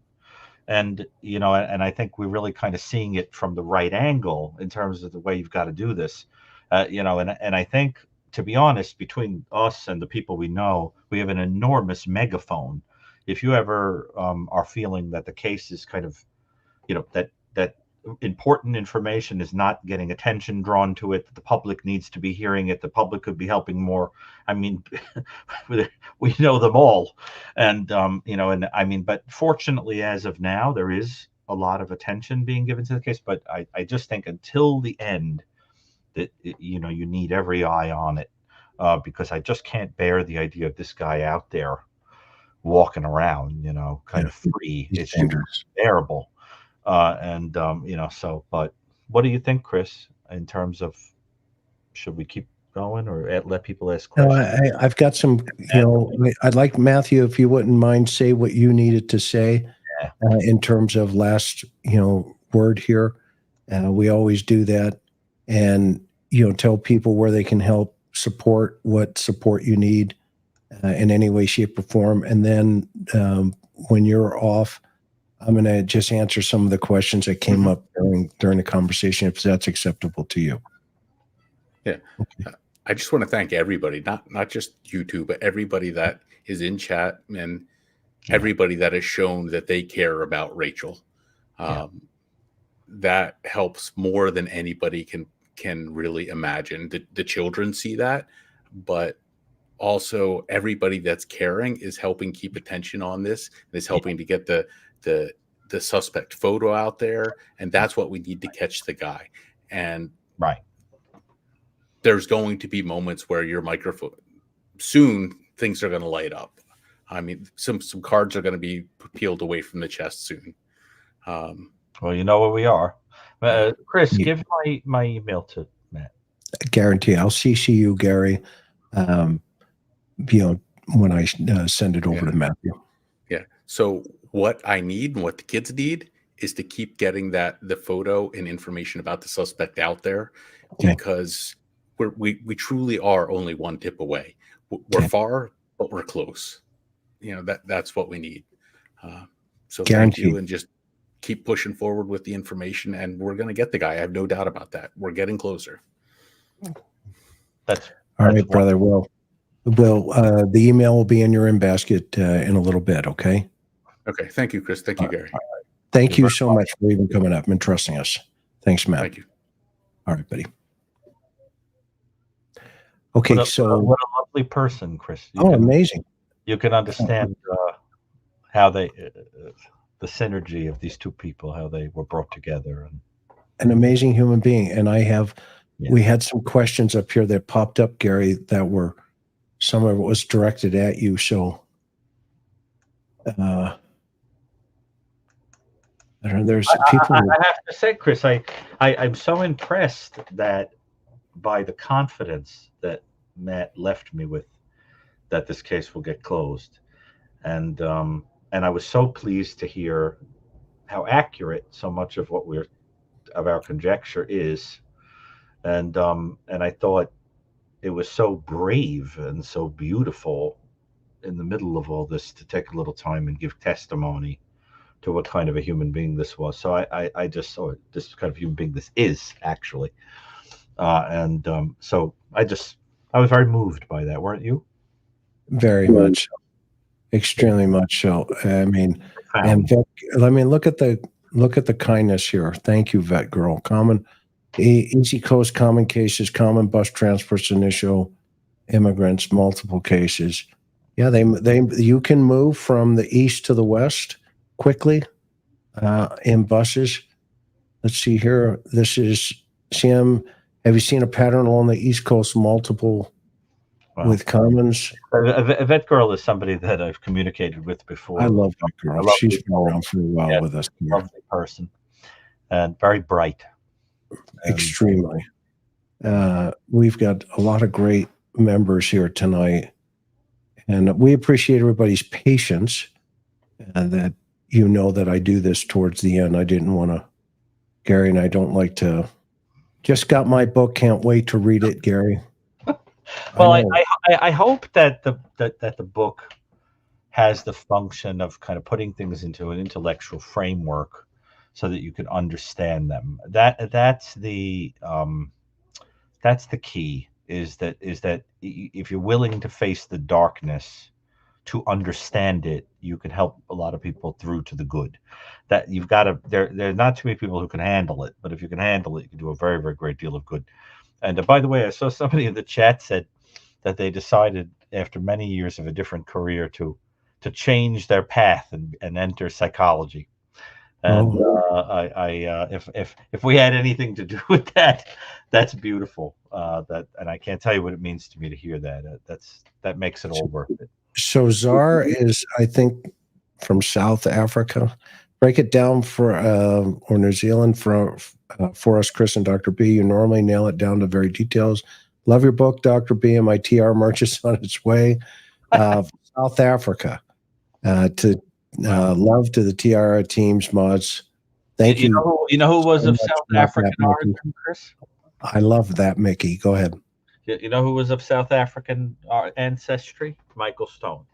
Are you serious? Yes, Michael Stone. Dr. Stone was from South Africa? Well, his family was of South African origin.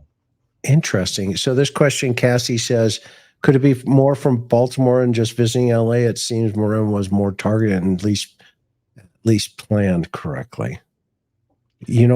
Cassie, I think I'm going to still lean towards LA. That's just my personal opinion. And, hopefully I'm wrong, but I think this one's going to keep pushing. And there's Mickey again. Is it plausibility to be associated with a group? Do you know of any markings, any cell data that can be compared?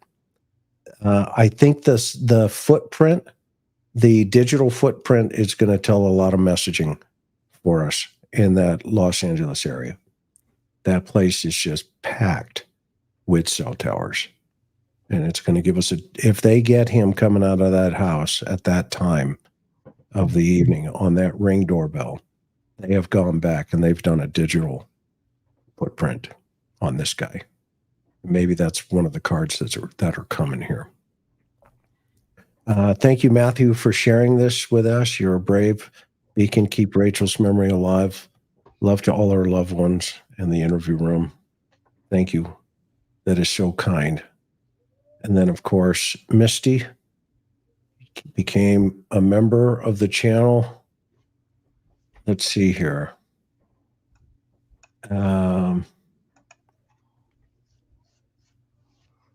Gary, this was a great conversation with Matt tonight. I hope. I think so, and you could really, I think, feel Rachel there, as a human, kind of listening to all of it. I think. This show is much more important than the Super Bowl, in my opinion. Well, let's put it this way: Rachel Morin is much more important than the Super Bowl, in my opinion. It's just my opinion, but. Well, because you know what it is. Instead of watching two teams bash each other with the question of who wins, like I said, it's really about a kind of cosmic question about who loves the most. That's who really wins. That's the point of the show, isn't it? That is that at the end, there's this kind of battle between the goodness and the darkness, and that's what it comes down to. I mean, isn't that true, Chris? Oh, absolutely. Yeah, and you know what? The human condition is the choice, right? The greatest gift I give unto you is life. Second unto that is the ability to choose. Mm-hmm. And what's our abilities? We have to either choose good or bad. And Gary, Dr. Brucato, and I have seen he has written about there is evil in this world, unfortunately. And it doesn't mean a lot of it, but when it manifests itself over time and you get a brilliant mind like that can put it here. If you and I mean this for everybody, if you've not picked up his book yet, you've got to read this book. I can only read so much. I have been studying this thing. You see, I've got my card here. I keep going back. I'm going back chapters again. I'm reading it a second time. Well, they use it as a textbook, Chris, in a few programs. Yeah, I can't keep up with it. I can't keep up with it. There's so much in here. And I know you're working on a whole bunch of other stuff.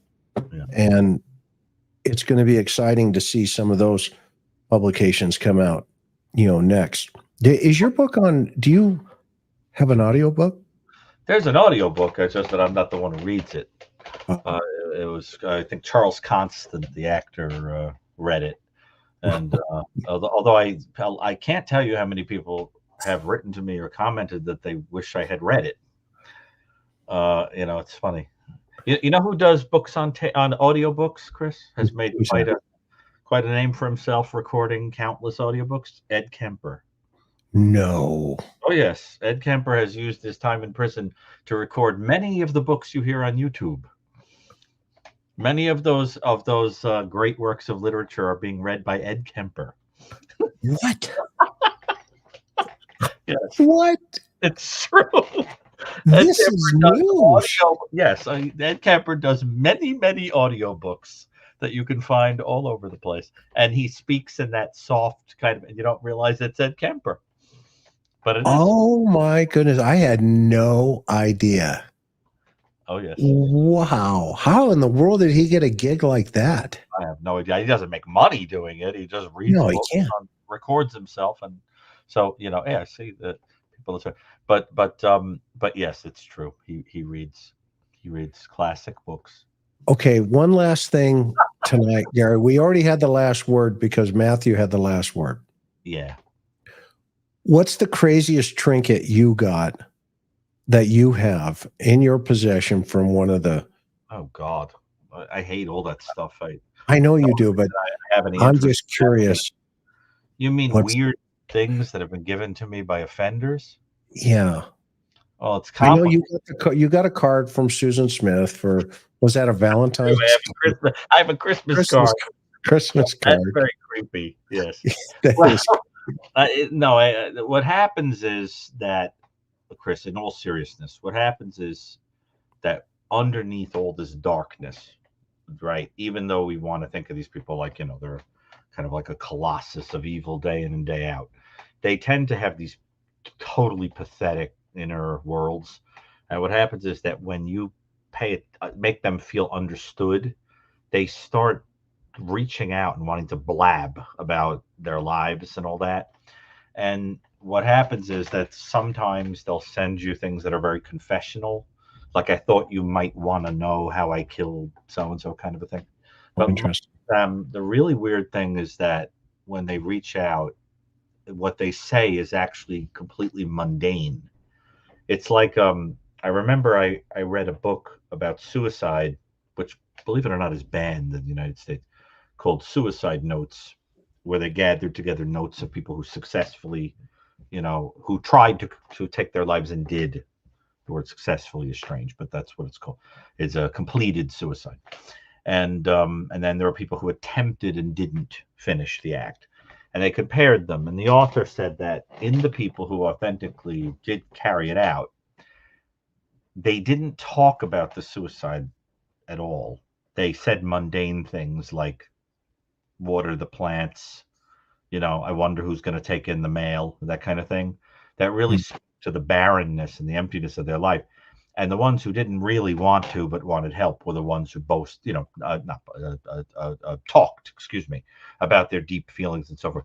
And what the author said was that it was sort of like a person who was visiting the Grand Canyon, and instead of describing the sunset and the cliffs and the etc., the tours, just talks about things like, who's going to water the plants.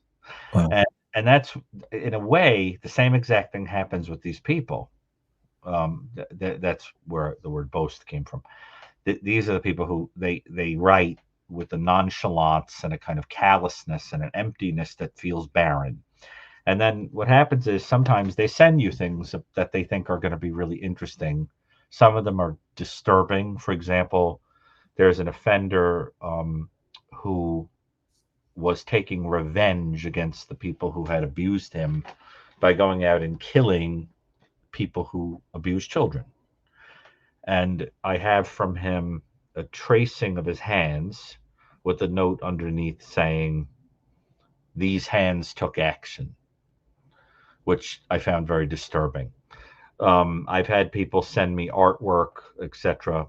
One of the most disturbing things that was sent to me was someone who worked on the Bundy case, had something to do with my book. I won't specify who it was. And then they sent me a garbage bag in the mail. And I said, "Why is there a garbage bag?" And they said, "Oh, that's a garbage bag taken from Bundy's kill kit." Oh my. Things like that. People send you these things and you're horrified. What are you going to do with these things? The only reason I have some things like that is only if they have value to be studied or taught, to show you how colossally hideous some of these people are. But the sense you really get of them, as I said, is they don't really necessarily want to talk about their offenses. They just want somebody to pay attention to them, and it's really pathetic, really pathetic.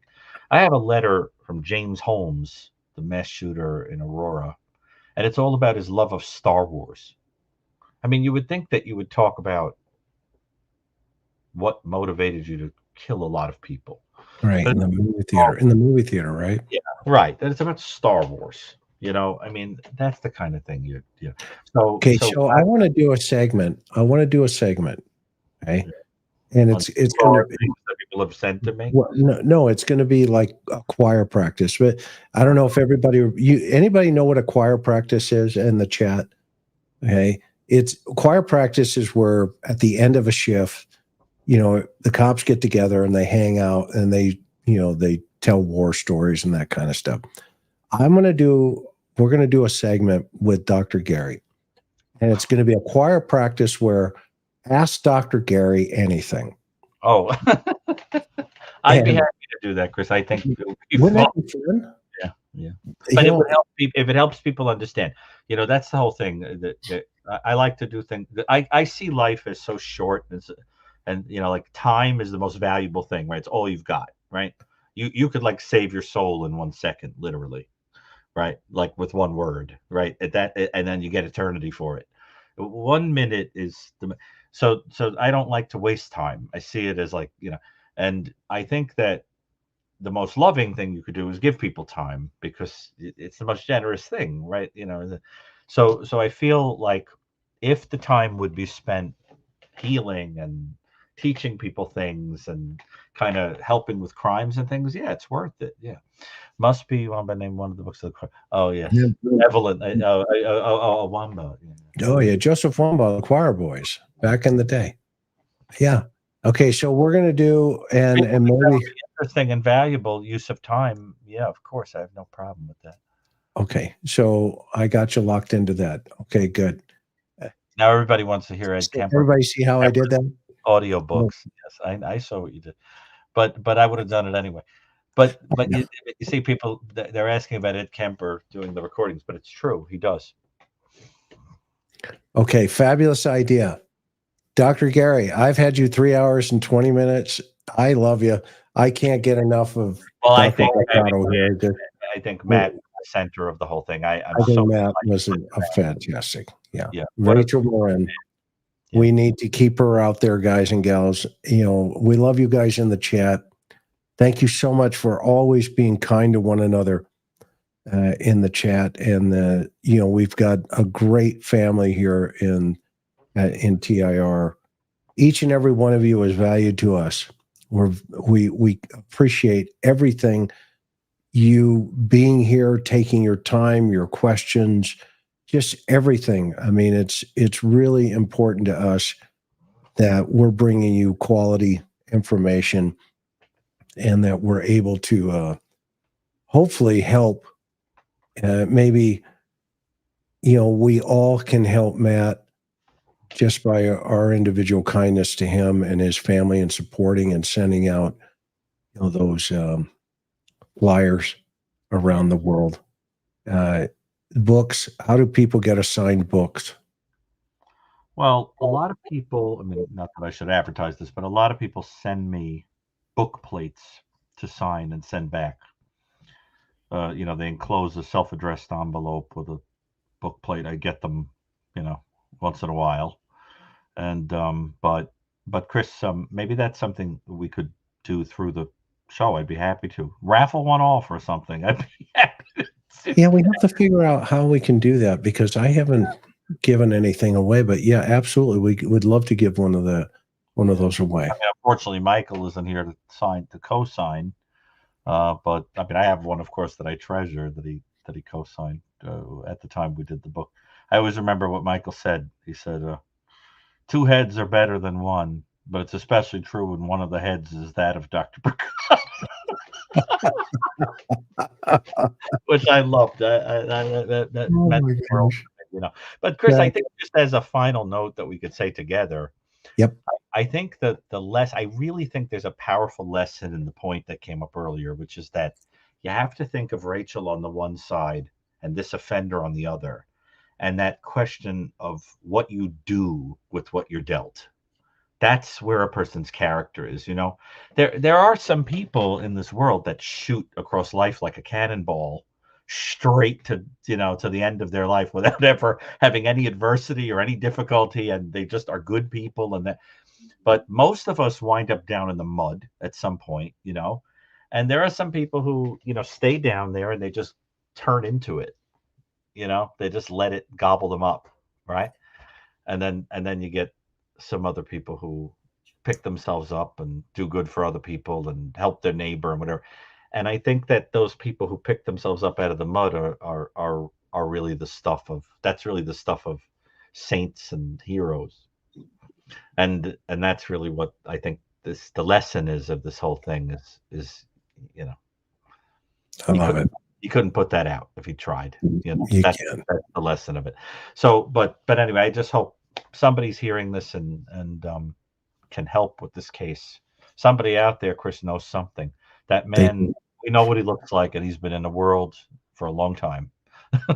Somebody knows him.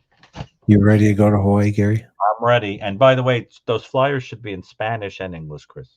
Yes. That they put out. Whatever people put out in Spanish too. All right, everybody. We love you. Thank you for being here this evening. And let's get the word out on Rachel Morin's case. Have a great night. Let's go to Hawaii.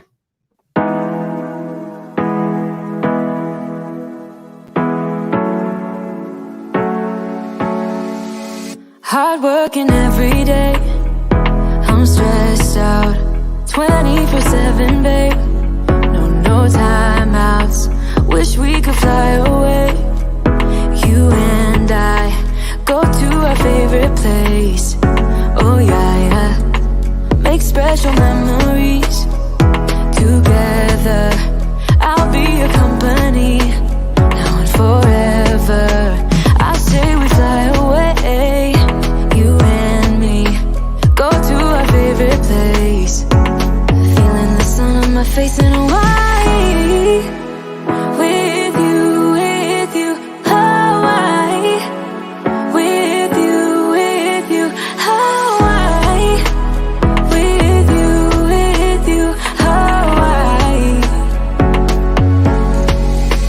I need a summer breeze, some fresh air to put my mind at ease. No cares. You wanna come with me? Me and you go to our favorite tree. Are you ready now? We jump on a plane now. We're taking away. Yeah, we're taking away. Don't hesitate now. We're taking away. Yeah, we're taking away. We'll never come down. We're going away.